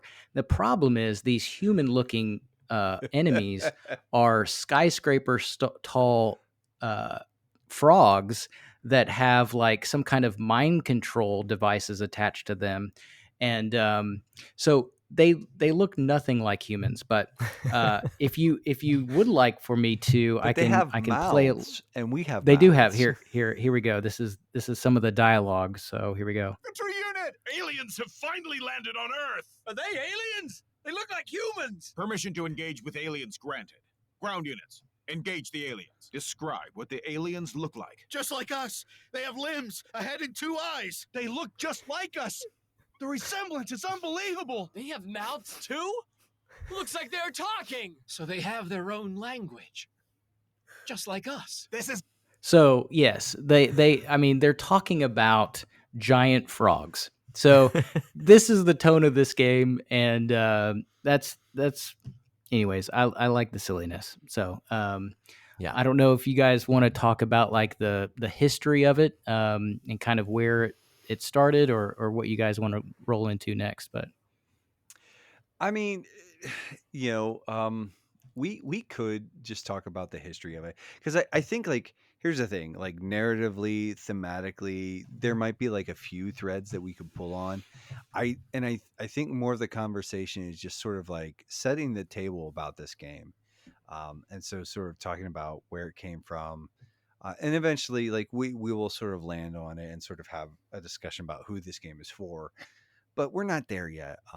So okay. like, it's your pick, so you lead the charge here, friend. Okay, so I was just going to say that there was, and Josh mentioned this, there was a game on the Super Nintendo that was called Earth Defense Force, and it was a side-scrolling shooter that's not part of the series. The series kind of started in Japan with the series of Simple series, and it was a kind of a budget-friendly series of games that was published. Basic games like tennis, I believe, and chess. And so they kind of put a little bit more budget into a game called Monster Attack, which is the first game in the EDF series. It was followed up by Global Defense Force. Those two games, Monster Attack was released in Japan. Global Defense Force was released in Europe. I do think that, so the developer of the game is Sandlot, and they came out with a game that, and I can't remember the name of it, but it was kind of maybe a kaiju or some kind of, maybe in like an Ultraman kind of battling game where they had destructive elements of a city, and you were down on the ground, I think, and like either controlling the character or the robot. So it kind of morphed into what EDF was. So how the timeline with EDF works is they kind of do it kind of alternates where you have Monster Attack, then Global Defense Force, which is like a first and a sequel, and then they have the kind of restart. So you have Earth Defense Force 2017 and Earth Defense Force 2025, and so those were the first ones. 17 and 25 are the first ones that we got in the States. After that, then it resets again, and Earth Defense Force 5, which we're talking about today, is essentially another reboot. And then Earth Defense Force 6 is a direct sequel to 5. So, it started as a budget game, continues to be kind of a budget game, or at least have a budget feel. But typically, the best EDF game you're going to play is the newest one. So I would say if you want to start, you could start with 5 or 6. And then if you're really like, man, this is really kind of a cool series and I just want to go back and see some of the weirdness, I would suggest 4.1 and then maybe 2017. 2017, there are not the range of characters that you get that started in 4.1. or 2025. So in EDF 5, you have the wing diver, which is a flying character, the ranger, which is a normal soldier, has a lot of just basic kind of weapons, the fencer, which is a tank kind of character, and then the air what did I say? Air raider. So yeah. So that kind of set of characters started in 4.1 or 2025. If you go back to 2017, you just get the ranger. But you can still have fun with that game. So but it's only the ranger. So that was kind of a new addition. And one thing that's really a benefit in 5 is that when you play the missions, your experience transfers, or your experience is, Josh, shared between the characters. Nice. So if you are, the game is super grindy and can be super grindy. So when you're playing as the ranger, you might get, like, if you're in the game, basically you pick up one of 3 different types, or 3 different types of items when you defeat enemies. You pick up armor, health, and weapons. Those can be shared amongst the other characters in 5. If you were to play 4.1, you're only building that character that you're playing. So it kind of doesn't really give you the ability to try somebody else out unless you're going to start from the beginning. You're going to feel like, oh man, I can't really get out the wing diver because, she's got 300 health. So anyways, that's a benefit of 5. And I would say 6 probably has more, things that they've improved to kind of to help bring it up to date as much as you can. So anyways, that's kind of like the I guess the history of it. There are spin-off games. Most of them are not received as well, other than the Earth Defense Force World Brothers. Those are a voxel style game that kind of almost look like Minecraft-ish, and instead of having you bring 4 characters along with you. So instead of having different weapons, you have different characters. So you have you can pick different members of your team and they can have different weapons. So then you can always switch from one character to another. You can go from one side of the map to the other. That game, typically how the I guess you could say the progression works is that in each level that you're going to, you're rescuing a fallen brother, and then you're adding them to your team. So it's a good game. I've played mostly through the first one, and it's a little bit more friendly for kids as far as even playing the game, because it has lock-on features. So one of my kids, it likes it because the sniper rifle, it almost is like an auto lock-in. So it's more doable for younger kids as well. And I think content-wise is probably better suited for younger kids. So nice. You have Insect Armageddon, which most people don't like because of its kind of more serious tone. It's something that was developed, I think, by Vicious Cycle, and they didn't do much other than that. I think they did some Ben 10 games and whatever other kind of whatever we could license stuff to do. And sure, but it's an EDF game, but it's a little bit too serious. And then Earth Defense Force Iron Rain, which came out in 2019, developed by Ukes, and is, again, it's a little bit more silly, but it has more of a I don't really like it because it almost has more of a,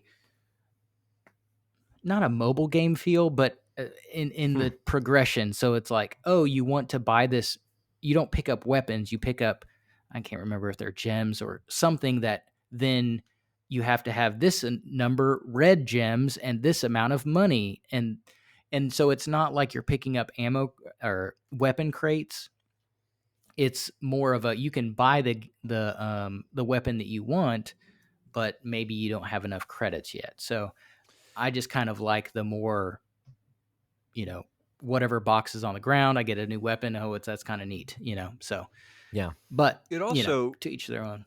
that kind of that box, like the loot that the monsters drop, the monsters, aka The monsters. the giant ants and spiders. The monsters are jumping around. These monsters jump and they shoot webs.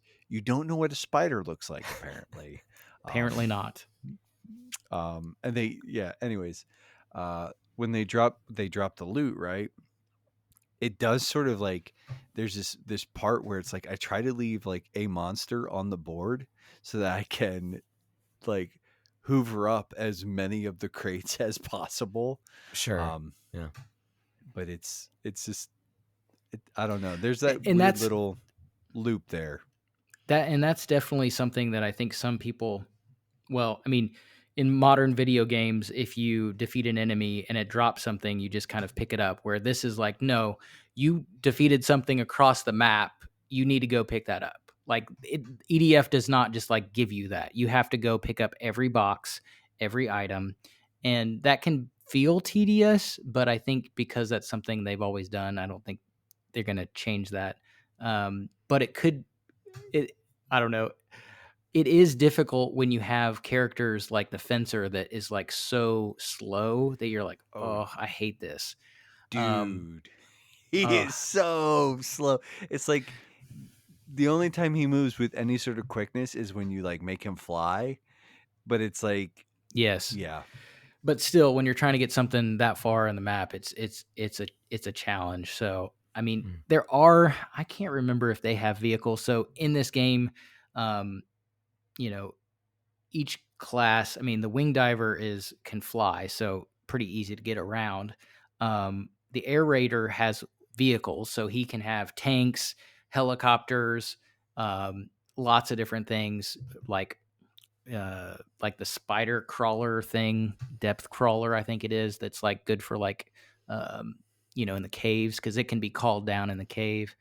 And then the ranger as well has like speeder bikes and I think can get tanks. I will say, I feel like the driving and the flying in this game can, as Nate says, can go pound sand. Like I feel like the vehicle stuff, that jank to me is bad. It's real bad. And so like to me, that's like everything else is like, yeah, it's fine, but like the controlling of the vehicles to me just is kind of off. Dude, in a bad way. I got the motorcycle for the Ranger, or one of the motorcycle, and it's called free bike or whatever. And so it's like you build up your little bar and then you summon it. And you have to, like, if you're outside, you throw a flare and you wait for this giant helicopter thing to come and drop the crate. If you're in a cave, it just shows up. And I'm like, yeah, you sure about that, guys? Okay. But what I will say though is like it's really funny because like that bike goes real fast, but it also, like, you clip a tree and you're gonna go ragdolling across the map. It's just like, and it's yeah. If you want to have some fun on YouTube, you can probably search like EDF ragdoll, and you'll see people like literally get ragdolled across like a whole map and enemies.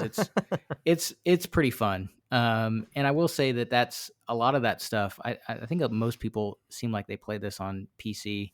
There might be other mods and stuff for it, but it's I think I've not played it with others. It does have split screen co-op, so you can play with someone locally, but it's online, I think up to 4 people.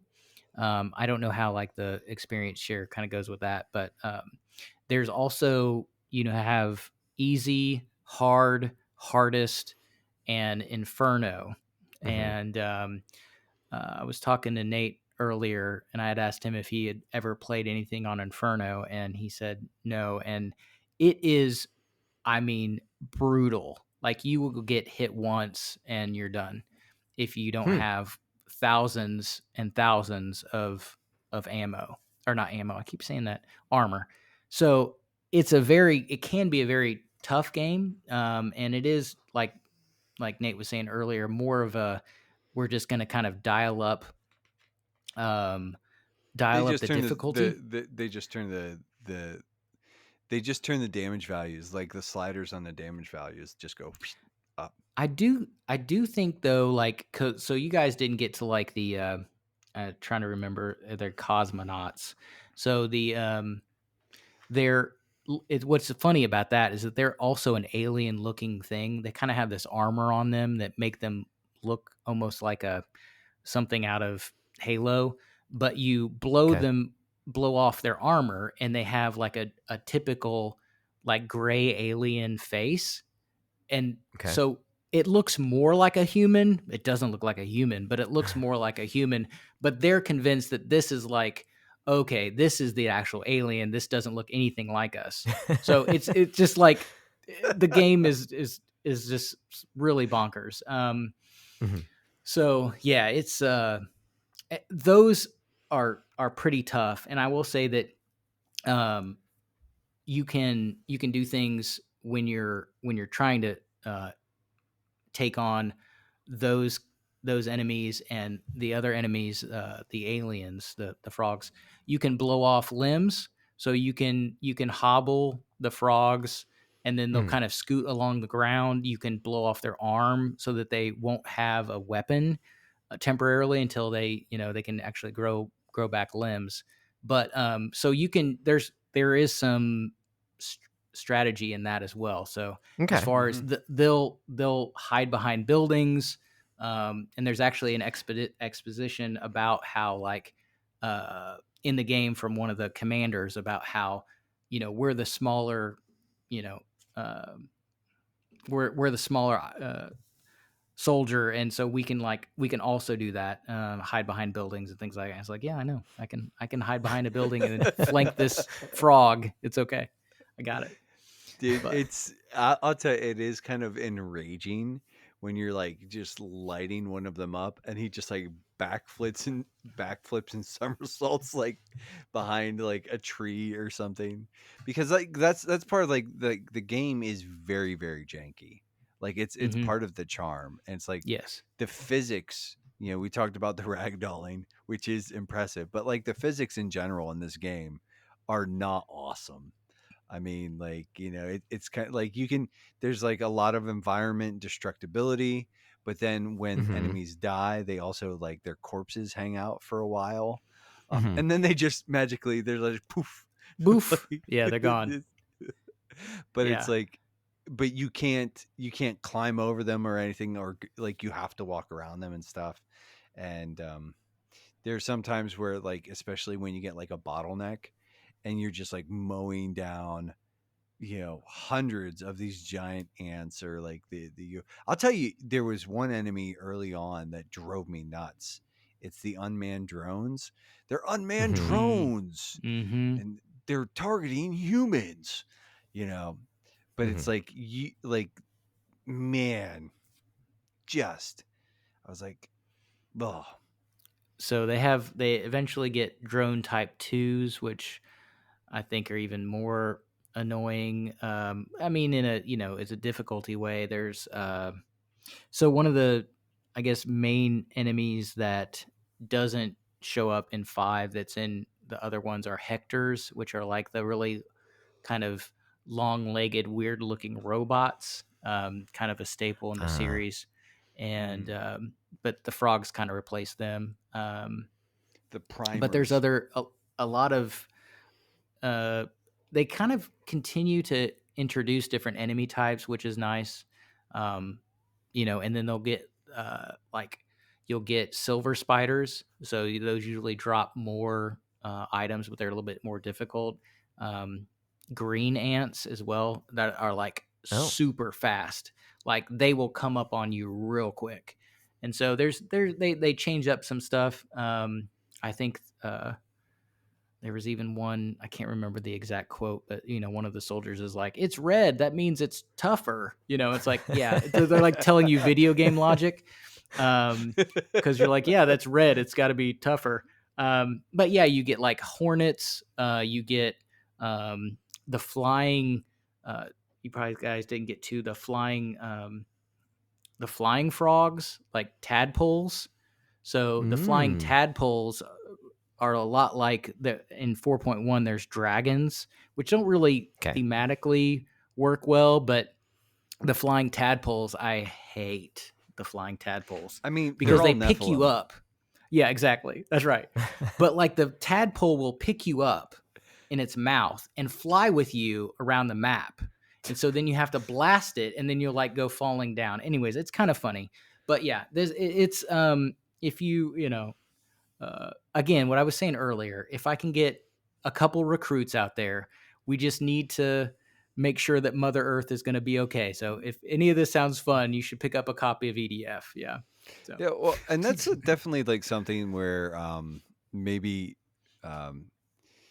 I actually meant to reach out to you and just be like, "Hey, do you want to grab like an online session?" So like we could do that. That would be fun. Only thing is that I heard that your single player progress does not carry over to online multiplayer. That online, like if you plan on playing multiplayer, that you should just start on multiplayer because everything that you pick up.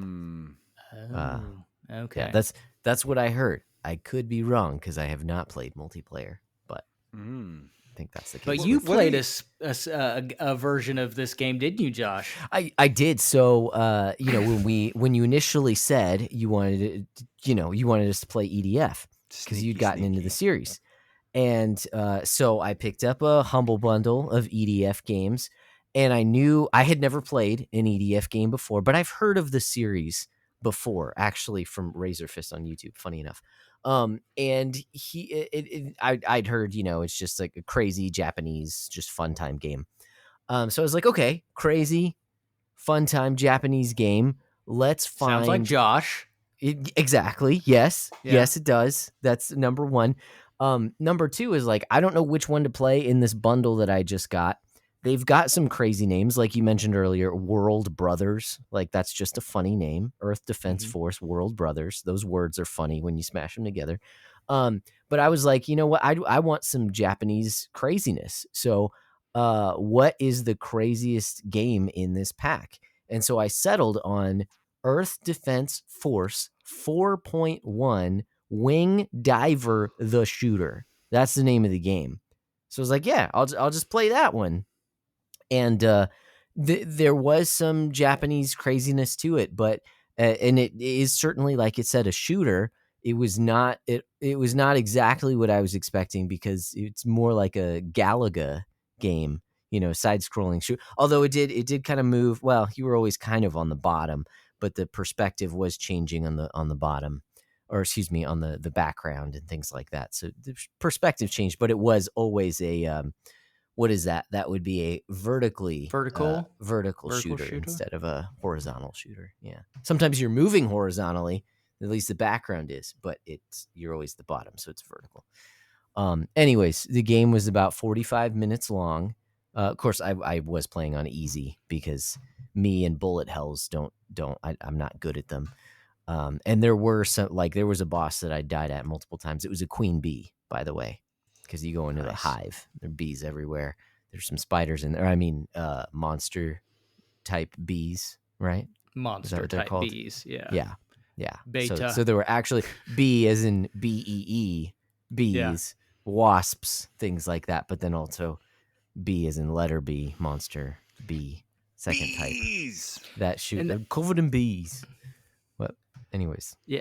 I've seen that one on sale several times. I've thought about picking it up. But yeah, I haven't played that one. And that does remind me, I don't know if you guys have gotten to the levels. So you have the normal versions of like spiders, ants, but then you'll get like the mother ant. And so we're talking, this ant is like, almost like the size of a kaiju, and it is like, so those also have some great ragdoll physics, but so you get also just, lots of ants and then some giant ants, giant bees, hives and stuff like that. But that just reminded me of that there are larger versions of the enemies as well occasionally. And you have the kaiju, you have in 5, you have, I can't remember their names, but it's essentially Godzilla and then another guy that has like some kind of rock lava, attack. Nice. But yeah. So the kaiju one, that's the one that has like the blue the blue lights on it. Yeah. So you fight that in the Wing Diver the Shooter as well. But I know that is also in 5. And the thing that makes Wing Diver the Shooter an EDF game, one is that Wing Diver is a class that you have in EDF, so that's who you're playing as in this game. But also similar to EDF, you have different loadouts. Like throughout the course of the game, I think I got 7 or 8 different weapons. Not too many, not the same as a typical EDF game, but you can have 2 equipped at any time. And so at the start of every level, you choose what your guns are going to be. There's some shooters like Raiden games or whatever that you collect the pickups throughout the level in order to get different types of guns. In this one, you choose what guns you want, and those are the 2 that you kind of run with, and you have energy bars, and you can only use it for so long before you overheat and stuff like that. So it does feel that way. I looked on how long to beat after finishing the game. Again, it was only about 45 minutes. And the completion for the game is something like 19 hours. So once again, you can beat the game in 45 minutes, but to complete it, you'll be grinding for about 20 hours to upgrade all your weapons. And I do apologize because I literally thought, this will be a fun, simple game for the guys to, they have a lot of JRPGs. So yeah, EDF is kind of low key a JRPG level of completion. I don't know. It's crazy. And it's because it has those elements of not only collecting different weapons, but then also upgrading those weapons as well. But here's the thing, though, is that I think it helps to give the game. Obviously, that's kind of the point, to give the game variety. Because I know I did play EDF 5 as well. Okay, I just wanted to play the shooter because I thought it would be funny. But in EDF 5, even though I didn't play for very long, I did play a mission where I was dying multiple times, and I think it was actually what Nate was alluding to with the unmanned drones. The unidentified flying object was the name of the mission. I think it's like mission 6. And so it does get difficult fairly early on. Now, I also understand it's kind of like, hey, it's a difficulty spike. It's not always that way. It might just be one mission here and there out of 110. Anyways, that said, I think the game does at least give you a little nudge to, one, you can either dig your heels in and just get better at whatever strategy you currently have with your current loadout and your current person that you are, or a class or whatever that you are. So you can either dig your heels in, or it kind of pushes you towards, okay, let me try something different. Let me try one of these, 20 weapons that I've picked up in the past hour or two, and see how much better I do. See if I can, switch between these different weapons, or maybe I should take to the skies as a wing diver, and see if that works any better, or stuff along those lines. So I think the mixture of elements within this game, it's actually done really well for such a comedic, silly, like jokey type game. I think it's actually pretty well thought through in its execution, and it majors on its own set of majors and minors on its own set of minors. For instance, you mentioned, Turkey, that this is not a looker. I agree it's not a looker, but it is definitely a spectacle. And so I think that's where they put all their eggs into that basket. Not in getting the best textured and the highest polygon count, but by putting the most amount of things and explosions, huge explosions and body parts of ants and things and drops, you know, like you said, those crates and stuff all over the screen, all over the map, and just go hog wild. And it knows that. Like it was an intentional decision. It's not just like, oh, we'll skimp on everything. No, we're gonna dump all of our resources into making sure we can do this stuff and not really caring about being the best looking game in terms of polygon count. Yeah, and you can, I mean, as far as just objects on screen, so how EDF works with pickups, and it kind of pushes you to try harder levels, because the when you beat a level on a harder difficulty, or when you have pickups, you get better weapons the harder difficulty that you're playing. So like if you can get Inferno weapons, if you're able to beat a level, then you're getting some really sweet, gear. Nice. Now, one thing that's nice about 5 as well is that if you I can't remember, it tells you on the menu, you maintain a certain percentage of what you pick up even if you fail in 5. So let's say you're playing hardest and you picked up 10 weapons, you might be able to keep 2 of them. Okay. Whereas like 4.1, if you lose everything every time.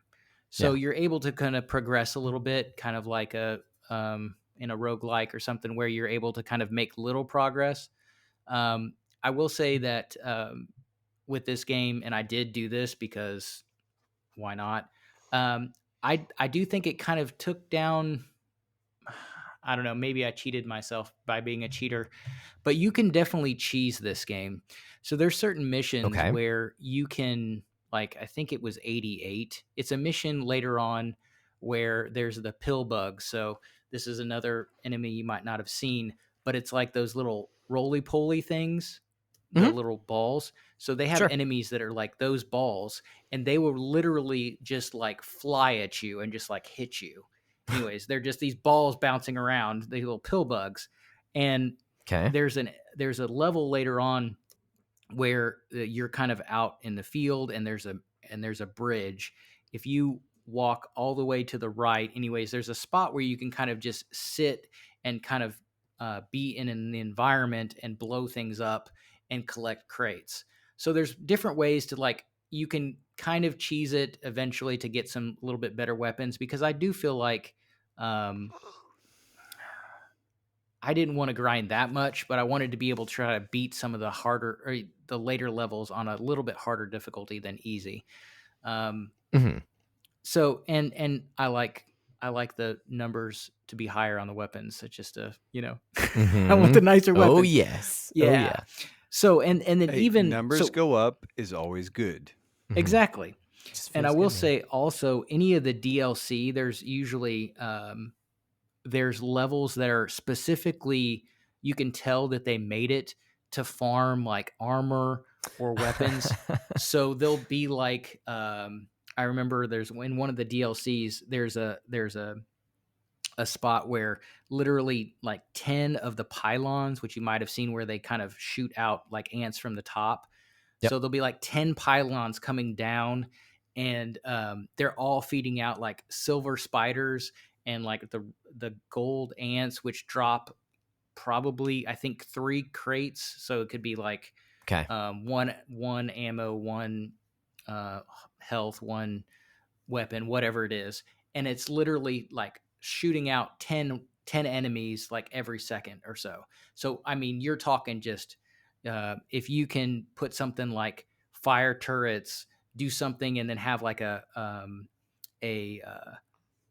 wide enough circle to gather that stuff. I mean, you can just like rack up stuff. I've seen videos of people that, before that kind of stuff would kind of like hands-off weapon farming or armor farming, where they would, go to a certain spot, do this thing, then put your controller down with the rubber band. Like, I mean, people just go crazy trying to farm EDF stuff because it is so difficult. But on that note, I will say if you are looking to maybe get some tips on EDF, there's two different people.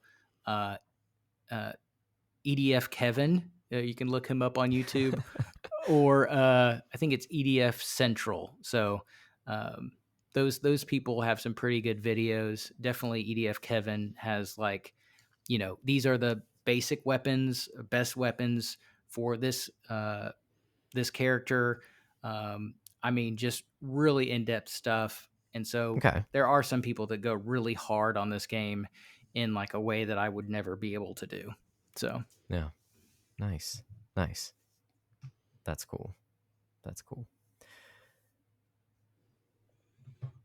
a 5-year-old girl. Yeah. So we've talked about where the series has come from. We've talked about even some of the particulars of EDF 5, I suppose, as well. And given kind of a general overview, I'm not sure that we necessarily explained what an EDF game is. Hopefully it makes sense what we're talking about, but it's you're basically put in the shoes of, well, it's called Earth Defense Force, right? So you, at least in EDF 5, you're a rookie. I was going to say civilian, not necessarily civilian, but you are a civilian, and for some reason, what I don't understand is, so the base that you start out in, you are like, the fencer has construction stuff on and is like a construction worker. The wing diver is supposed to be like for a some kind of aerial demonstration later. Like, you're not a soldier at all. I think the aerator is an engineer or something. And so for the first, I don't know, 10 missions, they keep telling you that you're a civilian and that they're going to get you to safety eventually. There is no safe place, and they kind of recruit you to be an EDF soldier. There you go. So that's kind of how that works. And like you said, you have the enemy is aliens or monsters, but they're known as the primers. So that's in previous EDF games, they're called like the Ravengers, but the primer is kind of what they're called here. And so you've got the monsters, this is kind of interesting. There's a point where they kind of allude that the aliens are controlling the monsters. So it's almost like the aliens are saying, okay, we're going to use these monsters to attack humanity and to try to kill everyone on Earth. I think there's, at one point, they talk about how they've lost 20% of the population of the Earth due to attacks. But yeah, you're right. I mean, it's you're in the shoes of a soldier. You're going through missions to ultimately try to defeat the primer, and they have, I believe, 11 motherships. There's a lot of, like you said, you get updates on kind of what's happening globally through news broadcasts and other kind of radio chatter. And I had talked about this earlier, but there is a large 4-hour cut of all the audio and kind of cutscenes. They're not cutscenes, but the in-game audio radio chatter. So kind of give you the story of, okay, because there's things that I've missed where they'll talk about in the radio chatter, like, we can't defeat these drop ships, these golden drop ships. We have nothing to take these out. And then they'll say, okay, we're working on a new weapon to do that. How long is it going to take? 2 months. And then the next level, you're like 2 months later, and they've just destroyed all of those new weapons that you've created. And so there's kind of a story in there.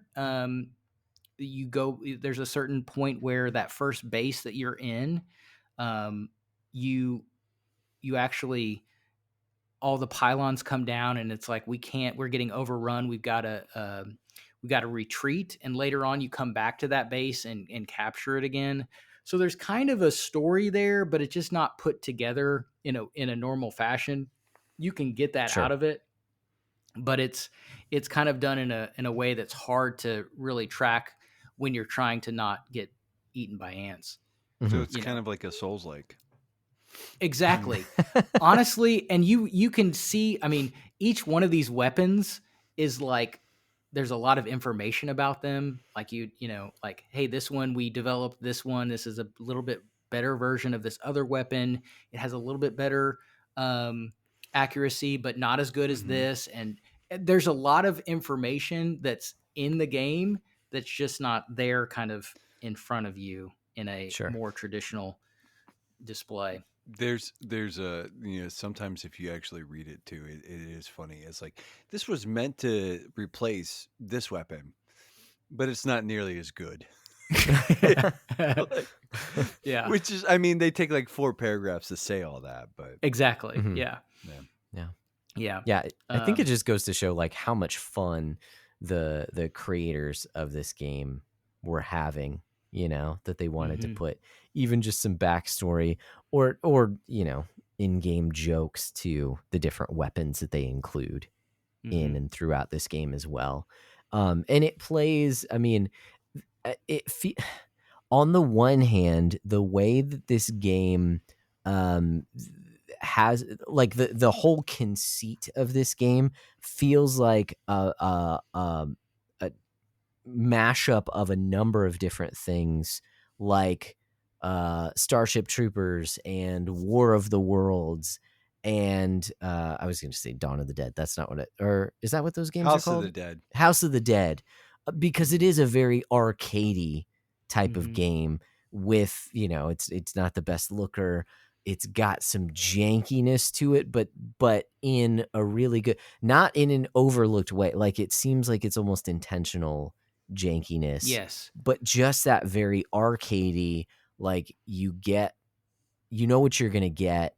And you're going to, and it's done, it's created for maximum fun, not really for you to stop and think about anything, but just to keep going and barrel forward and see these huge explosions and these crazy, you know, bugs that are coming at you, or like you mentioned earlier, frogs in suits, you know, shooting things, or possibly an alien deity, you know, coming to Earth. Yeah, so they do have at the end of the game. So one of the, you know, as the radio chatter continues, there's this kind of, there's a lady on there that gets kind of really obsessed with something that she's heard in the past about a god in an egg-shaped ship, and so she's convinced that this is going to be, you know, God in this egg-shaped ship, and then, you know, I think it's the major commander anyway says, you know, obviously that's not God, or there's some level of like, no, she's just a little bit out of her mind, obsessed with that. And anyways, you end up defeating that. It's a kind of silver looking skyscraper tall guy with like a halo behind his back, you know, so there's some allusions to like a, you know, angelic kind of creature or something, but anyways, it's which I didn't really also love that is in there, very but JRPG-ish, because it you is start very out as JRPG. basically a parking lot attendant, and you kill God. Yeah. So, you know, but it is it. So there is an arc there. Again, it's maybe not the easiest to see, but you know, I've back to your point about the jank. I remember seeing an interview with, I was a developer of Nuclear Throne, and is it Flame Flambeer. It was like couple indie games. Anyways, he kind of said like either you kind of like EDF for the jank and you're there for it, or you're kind of like, no, this isn't for me, which I understand. I do think there are times where it's like, I really wish this giant ant body would move so I can get this armor crate. It's like there is a little bit of, I think they could do a little bit more for that to make that a little bit of an easier process. And especially, like I said, the vehicles are kind of a nightmare. Like that's just not fun. Like I don't really have fun in the vehicles. And I do feel like that could be moving forward. I've not played EDF6, but if the vehicles were more enjoyable, and maybe they do that on purpose. Like you have Wing Diver who can fly, but maybe it's a little OP if you could actually like control the helicopter well. Like, Yeah. It's actually pretty powerful, so it's actually difficult to wield. Maybe that's what it is. But but yeah, it's an interesting series that, like I said, I kind of got into, and there's a lot of them. I'm not sure if if there'll be an EDF7. I'm hoping for EDF6 on the Switch too. Maybe at some point. Might be kind of cool. They did release the EDF 3 and 4.1, a version of that, I think, on the Switch originally, but it was only in Japan and not in English. So hopefully they start bringing them out to Switch 2 eventually. So nice. Nice. Well, it's kind of funny because you said you kind of threw this one at us as a bit of a as a bit of a break. And it did break things. My will to live. Exactly. My heart. Yeah. It's a few other things, but no, it is. There are some things that are kind of, I think, something to sort of, I think, to hold on to here, and it's not anything profound, but I think, and we talked about the camp at the beginning, but I do think it's so interesting that like so many games don't. One, there aren't a ton of what I would call comedy games in video games, like as a general rule. But then to have something like this, where it's just, again, kind of one of the parallels to me is sort of like the Leslie Nielsen style comedies, where it's like it's kind of very just on the nose, but like, and that's kind of one of the beautiful things about Leslie Nielsen is like the whole time he's just he plays it completely straight the entire time. He's absolutely insane. It's sort of a given. Everybody else sort of like goes along for the ride, and that's these games remind me of like Airplane and the what was Naked Gun. Naked Gun movies, like that. Just like it, just the entire premise is ridiculous. Like the execution is ridiculous, but then again, and I think that in and of itself is kind of like the reason to play this game. Is like that, and it is like you said, the guys from Vlambeer, or the guy from Vlambeer was like, yeah, like you're either gonna like this game or you're not, and there is that sort of line, like, and I think there needs to be room for more games like this. Now, obviously, like I would like this game a lot more. I think if they're like because part of the problem is like it is a mile wide and an inch deep. None of the systems are really that complex. Like the shooting is pretty. It's there isn't a lot of difference. It's like some good guns are good, some are bad. None of them have like there's not like any real feel or difference in the guns. It's like some of them shoot fast, some of them slow, but it's just kind of that sort of there's a like that tactile nature, and like they're really good third person shooters and first person shooters. Like the gunplay feels good. Like the gunplay here, just like again, it's sort of going back to that Dynasty Wars thing, where it's like Dynasty Wars, it's pretty much just like press X to win. Like as long as you can keep pressing X, like there aren't like combos, that there's not a lot of depth. Well, there might be combos, but there's still not a lot of depth. And this is kind of a game just where it's like, hey, if you just kind of persist, like if you keep holding down the trigger, eventually the aliens are going to stop coming, for the most part. And, but yeah, all that being said, like I love the camp. There's a part of me that really wants to see, like, would love to see like this game, but with like leaning a little bit more into the production value, instead of just saying like how many things can we get on screen. Say like how can we make this loop a little more substantial, a little more like give it some more like meat, and give it a little bit more production value. And I'd probably be all over something like this. Not as is, like it is definitely like I played on PlayStation Extra, so it's like it was included with the price of my subscription to that service, and I was like, well, okay. But it's like it is kind of a little bit of a tough sell, in the sense that like this game is pretty, in some ways, kind of busted. Now it's delightful. It's kind of it's a bit insane. Delightfully busted. Delightfully busted.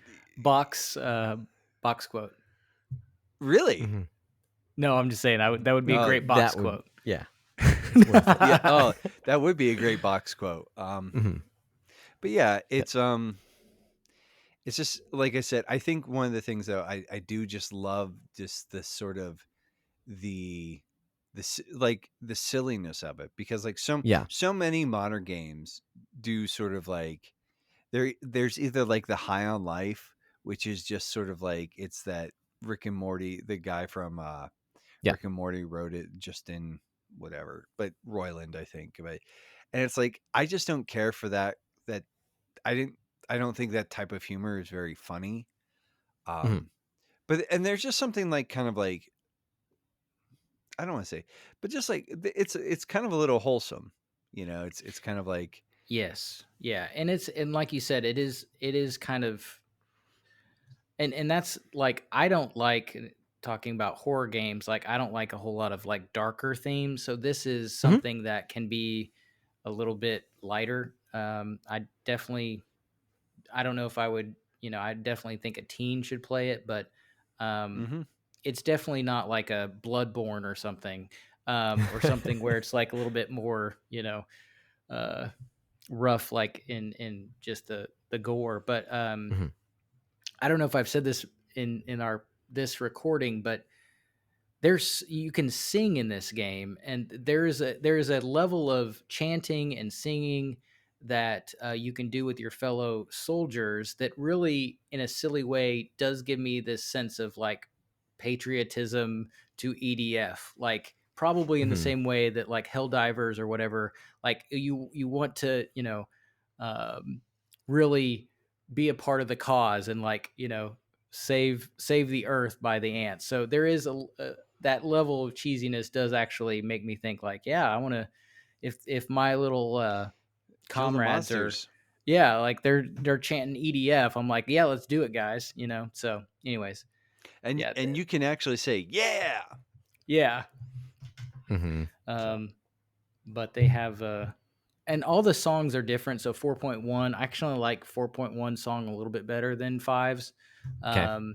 But they are like, they're kind of very upbeat, or like kind of like, hey, everything's good, and then they turn into like everyone is dead, there's no one left, like it gets really dark, like but it still has that kind of more of an upbeat kind of sound to the song as far as the music, but will fight the monsters, and then it's kind of it ends up in like but we're gonna push on. So I would encourage everybody to go check out the EDF songs. I haven't heard the 6th song, so I don't know how that one is, but anyways. Nice. So if I can provide just a little bit of pushback with the style of comedy in this game, I think it's much more campiness. Like, I totally see where you're going with Leslie Nielsen playing it straight, and this game certainly plays it straight.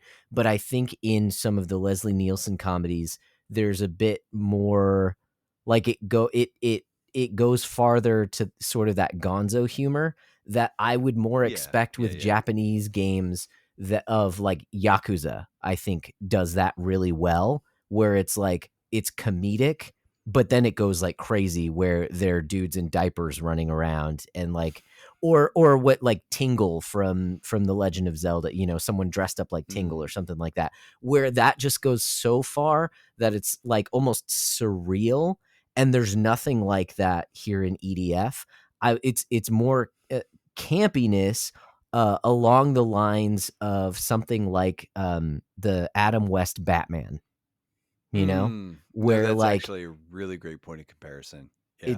it's comedic, and like it knows that you know that it's comedic, but it never goes to the point where it's Well, and it does the camp thing where it's like the Yeah. entire premise is absolutely ridiculous. Yeah. But you're Yeah. just gonna like it's just taken for granted That's that why that's you're exactly here. how it works. Like Uh-huh.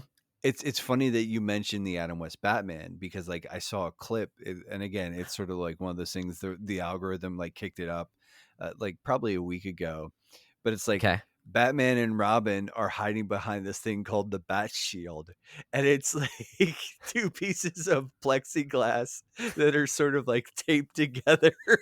Yep. And it's like the I think it's the Penguin and his cronies are like shooting like a machine gun at them, Mhm. and then just like and like part of it is like there's this part where like the bottom part of the plexiglass is like swinging as they're walking. That's funny. And I'm just like, oh my goodness, like, but it's like it's like it's that where Yeah. it's like it's very earnest in its presentation, and it's Mhm. like but like anybody with half a like even like the monsters, like in my head I'm like, hey, you know what's probably happening. It's like, and this is like Nate's headcanon, is like the aliens are actually just like they're like, hey, there's like an ant colony like here. We're gonna pull like because they can transport and they can do all sorts of crazy things. Like we're gonna just supersize them, and then you know we're gonna like pull up the ants from the local area. We're supersize them and drop them down instead of like transporting a bunch of like ants. You know, ants the size of like freight trains Mhm. around, and but it's like the game never it's like no the aliens, the monsters, they're just coming out of the spaceship, because like there is this like weird consistency, like because when you first meet the frogmen, the humanoid aliens, Mm-hmm. Mhm. they come in drop ships, and it's like they drop them like 8 at a time, and it's like I don't know, there's like there is a logic to this game that is Mhm. absolutely unhinged, Mhm. and the game doesn't deviate from that, and that's sort of the beauty of it. Yeah. It's just like this is so dumb. This is so very dumb, Mhm. Mhm. and I kind of love it. It's like I said, I wish like there was a little bit more substance to the actual gameplay, because like the premise is actually just a ton of fun. It's like, but it like, and I only got through 21 out of 110 missions. So, we got to put a big fat asterisk by what I'm about to say. But it did start like even at mission 21, like I was having fun, but also like I was kind of hitting that like that Dynasty Wars fatigue, where it's just like, Okay. oh, okay, like you play like my brother loves the Dynasty Warrior games. I play them for like an hour, and I'm like, meh, because it's just like this is the same thing over and over and over again. And we're gonna throw Okay. like a slightly different character model at you. That's gonna be a little bit more of a damage sponge, and it's just like again, it's that mile wide, inch deep kind of like thing where it's like it's not that there's nothing here. It's just that it is sort of spread thin in a lot of ways. It's like yeah.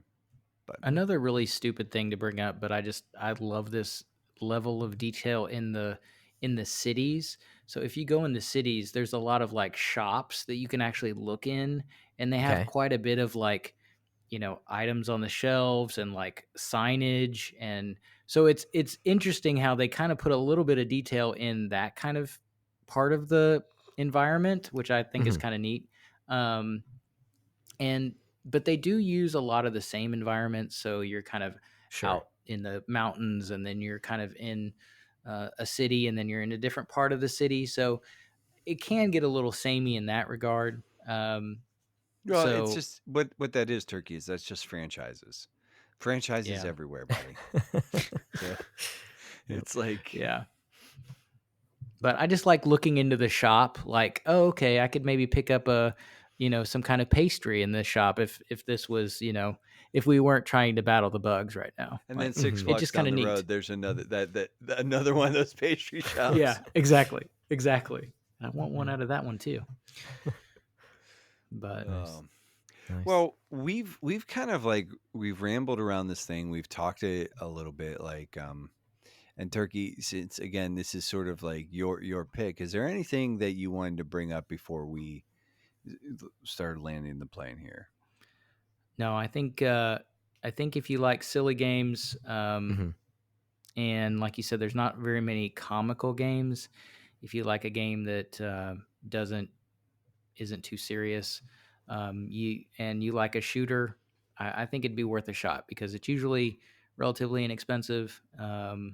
And if you want to play online, maybe I'll play with you sometime. So yeah, Yeah, yeah, yeah, shout out.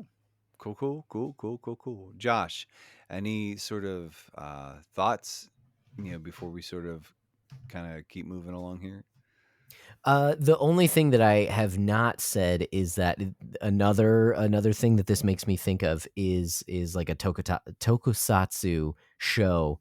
It feels like you are a part of the attack force or the science patrol in Ultraman, Mm, except that there's no Ultraman going on. Like that's another thing that I felt immediately upon playing the game is like this is how you would pull off a good Ultraman game is by being a part of that and then seeing the scope of Ultraman fighting, these different yeah, things and helping out, like that could be really cool. Obviously, it would take a different tone than this game does, but it just very much makes me think about that. I'll just say like I've really enjoyed what I've played of the game as well. So thank you for giving me the push to actually play the game because I'd heard of the series. It is a blast, and like playing online sounds like it would be a blast as well. I don't know, it's not going to be on the top of my list in terms of games that I actually want to finish and do the whole grind on. But I've really enjoyed the game, and yeah, I love that tone, and it's made for just fun, just arcadey fun, and so I think for me it definitely accomplished what you set out to accomplish in terms of like, hey, it's just kind of a break from some other games, from some more cerebral experiences. This one is much more like what you see is what you get and just have a good time with it. So cool. Well, let's kind of move along. So what we're going to do is we're going to move along to the till dill.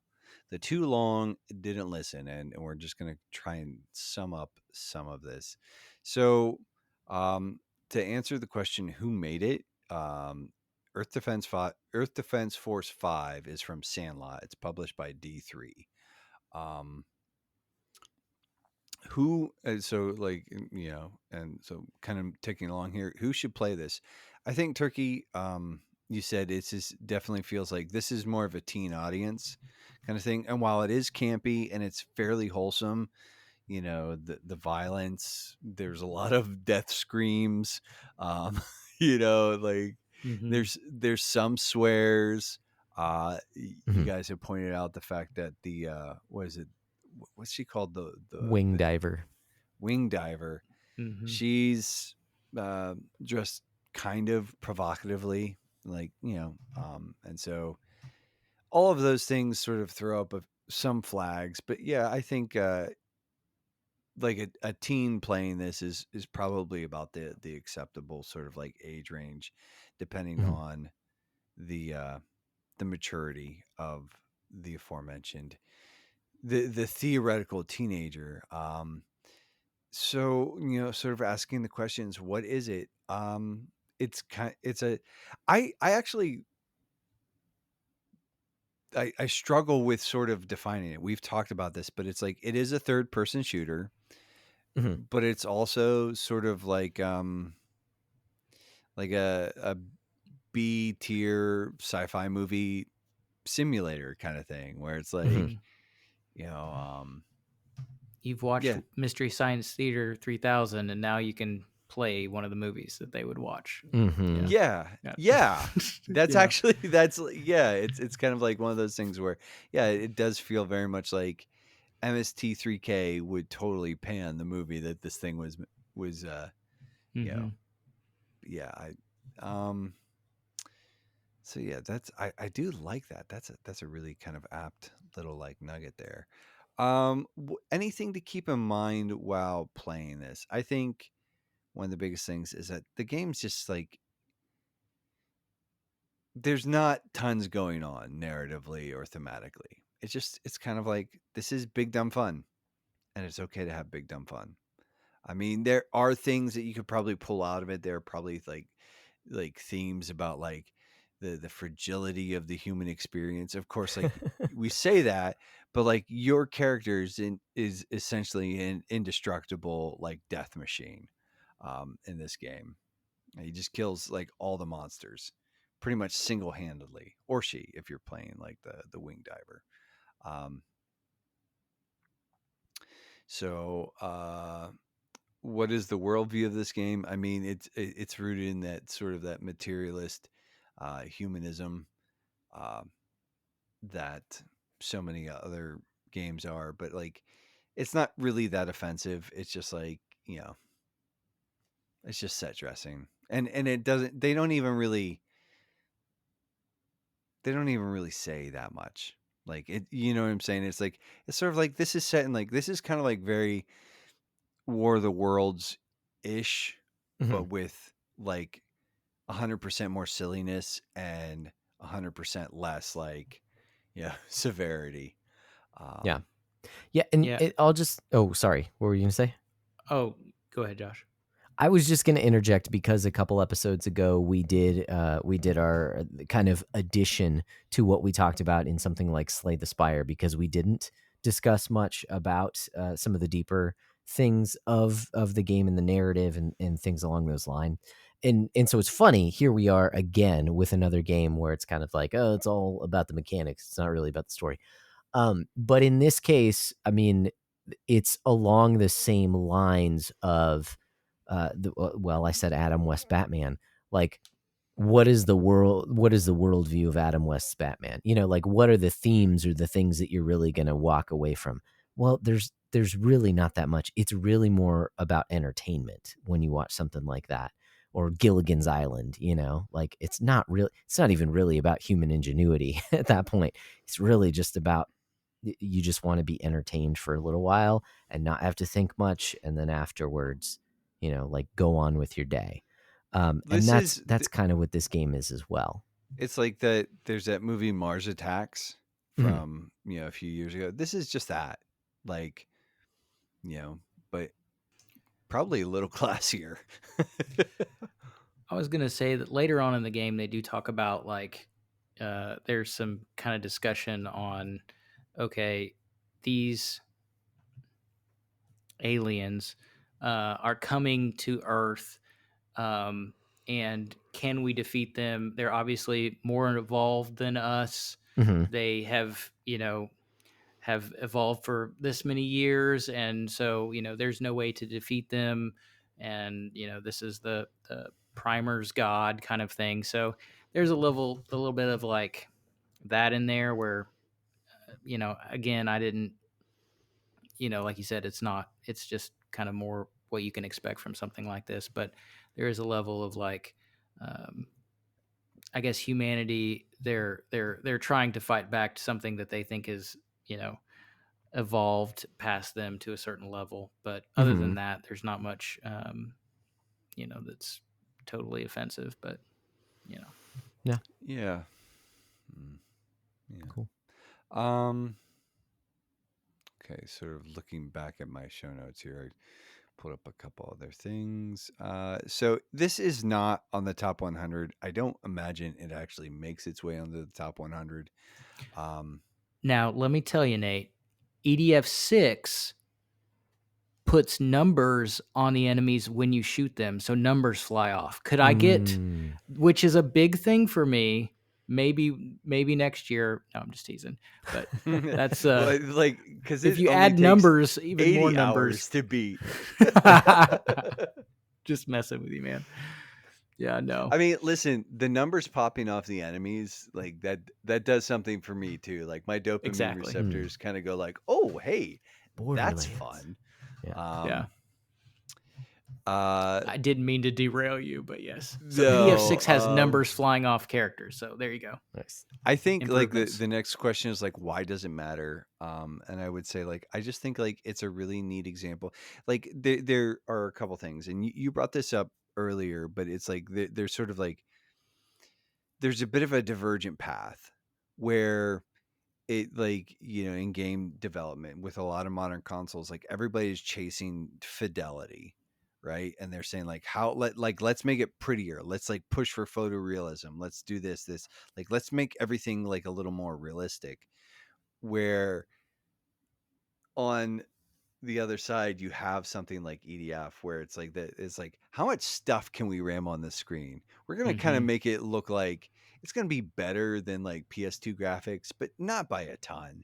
And it's like it's just like, let's just like sort of like cram this thing full of weird physics and big monsters. And it's like, yeah, and that is kind of a neat little thought experiment. I think the other thing though that just, it's like, this is a really great example of like camp, like and sort of in the strictest sort of understanding and execution of that idea, where it's like we don't get a lot of that, we don't get a lot of it, period.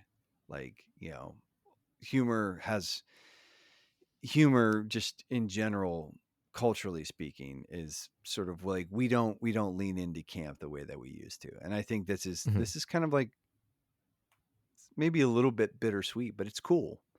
I like it. I like sort of like how it sort of takes me back a little bit, and how, anyways. So I would say that's why it matters. Like those two things, like the one, it is an interesting thought experiment, but also like just the fact that it is a really potent example and of camp, and how camp can actually be done in video games, again. So I do think like things like that are important. So Joshua, the way that you put that too, that it is, I think it's kind of poignant, not to over exaggerate, but it doesn't have a nihilist bent, like it doesn't, even if there's some lines of dialogue, it doesn't go full bore into the, oh, what if we weren't meant to be here? And, what if, it could easily take a turn that would go in some really like dark directions just based on the set pieces. So by just comparing it to what it isn't, that's I think pretty interesting as well. Now, when you say why does it matter, I think it matters. This game matters because I think it's a great example of like a game where you're taking an arcade machine home. I think a lot of games kind of struggle to get arcade right, because nowadays, like, or a lot of arcade games that you play were based on, pushing quarters into the machine. And so either they're too difficult or you just have unlimited play and then they're too easy because you just have unlimited lives. And I think this game really feels like something that you would play in an arcade, but it brings it home to where, it's overstuffed with things, but it's stuff that you do in home games as well, but like picking your loadouts and trying to upgrade stuff and things like that. So I think because of its arcadiness, it really threads that needle of what feels like the heart and soul of an arcade experience, but in a home game. I haven't really thought of it like that, but I think that's a really good point. You both make really good points as far as the camp and the arcade. I see what you're saying, because you can take an arcade game and play it at the house, but it's going to be more like that Wing Diver game you played. Mm-hmm. It's not going to be a larger, like there hasn't been a good way to take an arcade style game and make it big enough to feel like a home game. It's usually just duplicating that same kind of thing,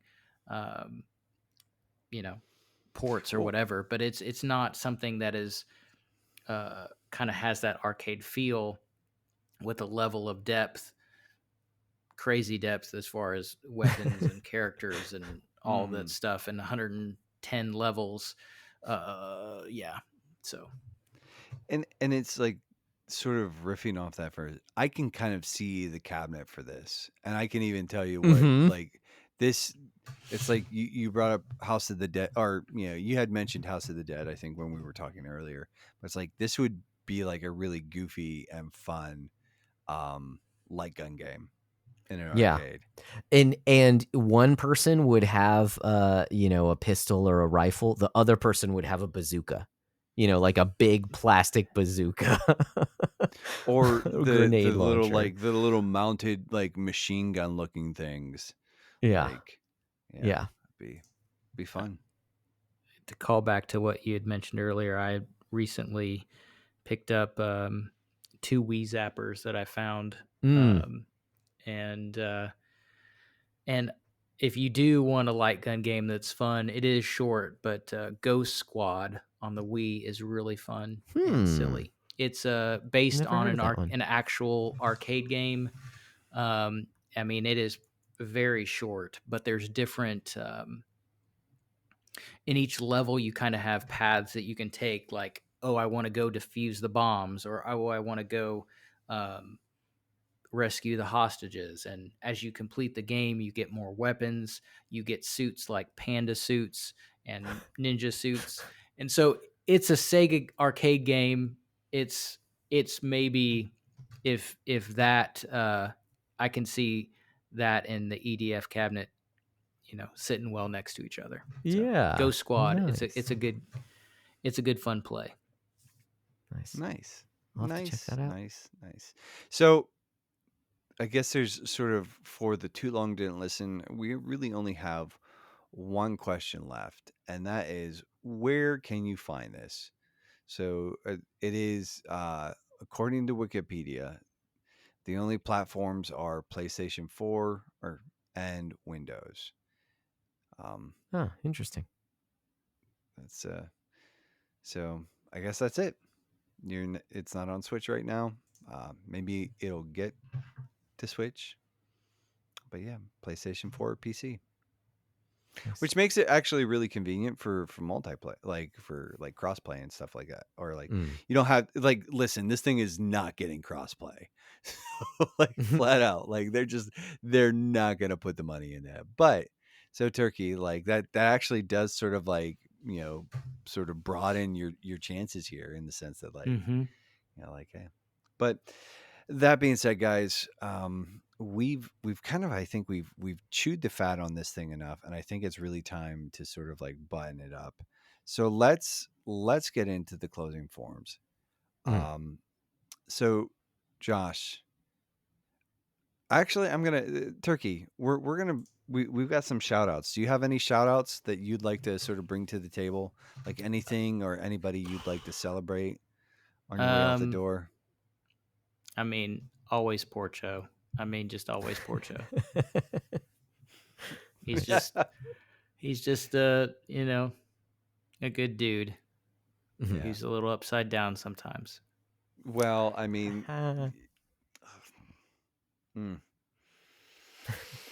why? You were supposed to. You were the chosen one, Turkey. no. That's terrible. Just absolutely terrible. Josh, you Yes. can't disappoint me anymore. What do you got? That's true. I already have. There's no lower. You just Anyways, no, my shout out goes to I'm saturated with disappointment. Well, my shout out goes to Bergen. He mentioned in our Discord that he really enjoyed our last episode on Astral Chain, but he was disappointed because we didn't talk about the music. And I told him, I was being serious. The next day after we recorded, I was kicking myself that we didn't. How could I not have mentioned it? Because it's a really good and unique soundtrack for that game that fuses kind of that neo techno electro sound with some heavier, funkier rock stuff, kind of modern, very modern rock. So it has a really cool sound to it. It's cool how they have different versions of tracks depending on where you are in the game, like whether you're doing the beat cop stuff or whether you're in the astral areas. So really cool soundtrack. I'm sorry we didn't talk about that on the last episode, but Bergen, thank you so much for mentioning that. And so shout out to you, sir. That's a pretty good one. You gonna shout anyone out? I don't know. I mean, if I'm being honest, like everybody just like mildly disappoints me. Yeah, everyone is just trashy, huh? Mm-hmm. You know what? It's low hanging fruit, but I'm gonna shout out the turkey. Of course you are. Of course you are. It's low hanging fruit. He's a gem. I'll take even it. though Yes, it's true. Even though he did engage in some absolutely banal wordplay, we'll let it slide because, he had us play Earth Defense Force 5, and that was kind of fun. And he hopped on this episode with us, and that's right. This has been kind of fun. Yeah, except for the points where I'm just wildly disappointed. So, well, yeah, it has been fun, and it's been particularly fun. You know, I always enjoy our episodes that we have just the two of us, but when we can bring someone on and have three people, that's super cool. And wait a sec, is there a fourth person coming?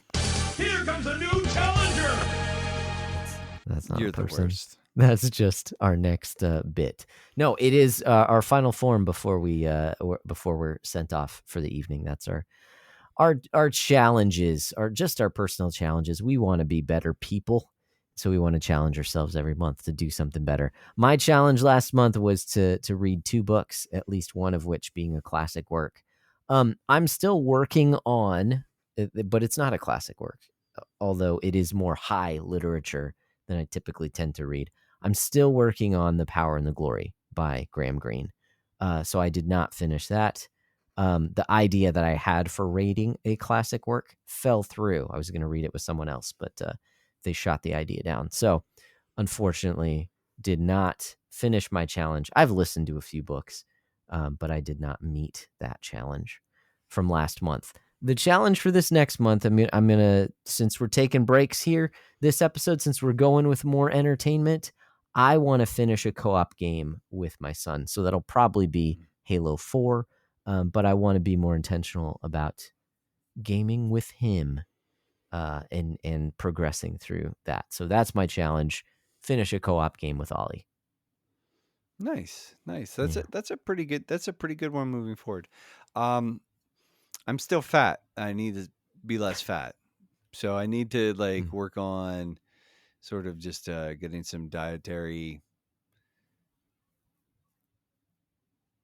getting just some of those those health rhythms in place. Mm-hmm. I need to probably work on, I need to get an exercise regimen really in place, locked in, and just start sticking to it. I also do need to just sort of start watching my diet a little bit more, and not just watching the food go into my mouth. Yeah, that's the funnest part. It is the funnest part. So I'm just gonna stick with that until I actually get up off my fat butt and do something about it. All right. But that being said, anyways, Turkey, any challenges you want to level or sort of? Man, I'm also fat, so that's good. I could do something about that. It's Fat Guy Fall, buddy. Let's do it. Fat Guy Fall. Yeah, I mean, you want stuff to be a little bit looser. So if that's losing a little bit, maybe feel a little bit better in that hoodie. So yeah, we did carnivore for a while and lost some weight on that. But then we stopped doing carnivore, and then I gained some of that back. So we've been introducing some carbs, and but carnivore was good for a while. Nice. But I didn't feel like, a lot of people are like, man, I feel great. I mean, I felt okay, but I didn't feel like worlds better. It did help me lose some weight, but so I want to maintain where I am and maybe lose a little bit more. I'm wanting to get out and walk this crazy dog that's laying next to me a little bit more. So yeah, I'm not going to go into that, but I had some small trees that I planted in my front yard that were knocked down. I don't know if like some deer are like trying to rub their antlers on it, but anyways, maybe we have to watch out for the deer. But yeah, we need to get out and walk a little bit more. Yeah. So that would be my challenge to myself. That's a good one. That's a good Dig one. it. All right. Well, that's it. That's all we got. We have talked this thing to death and then some. So I think it is time to land this plane. And I guess shoot it down. Josh, we need to shut it down. So until next time, Josh, we did our thing. What should they do? Guys, keep beating down your backlogs and we'll keep breaking down the benefits.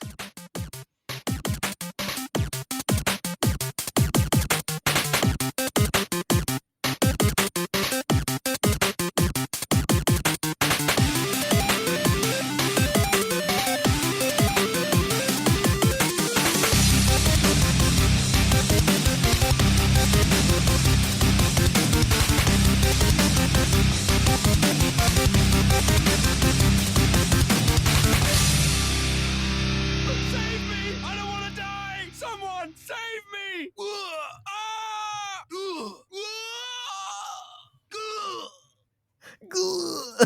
That's so good.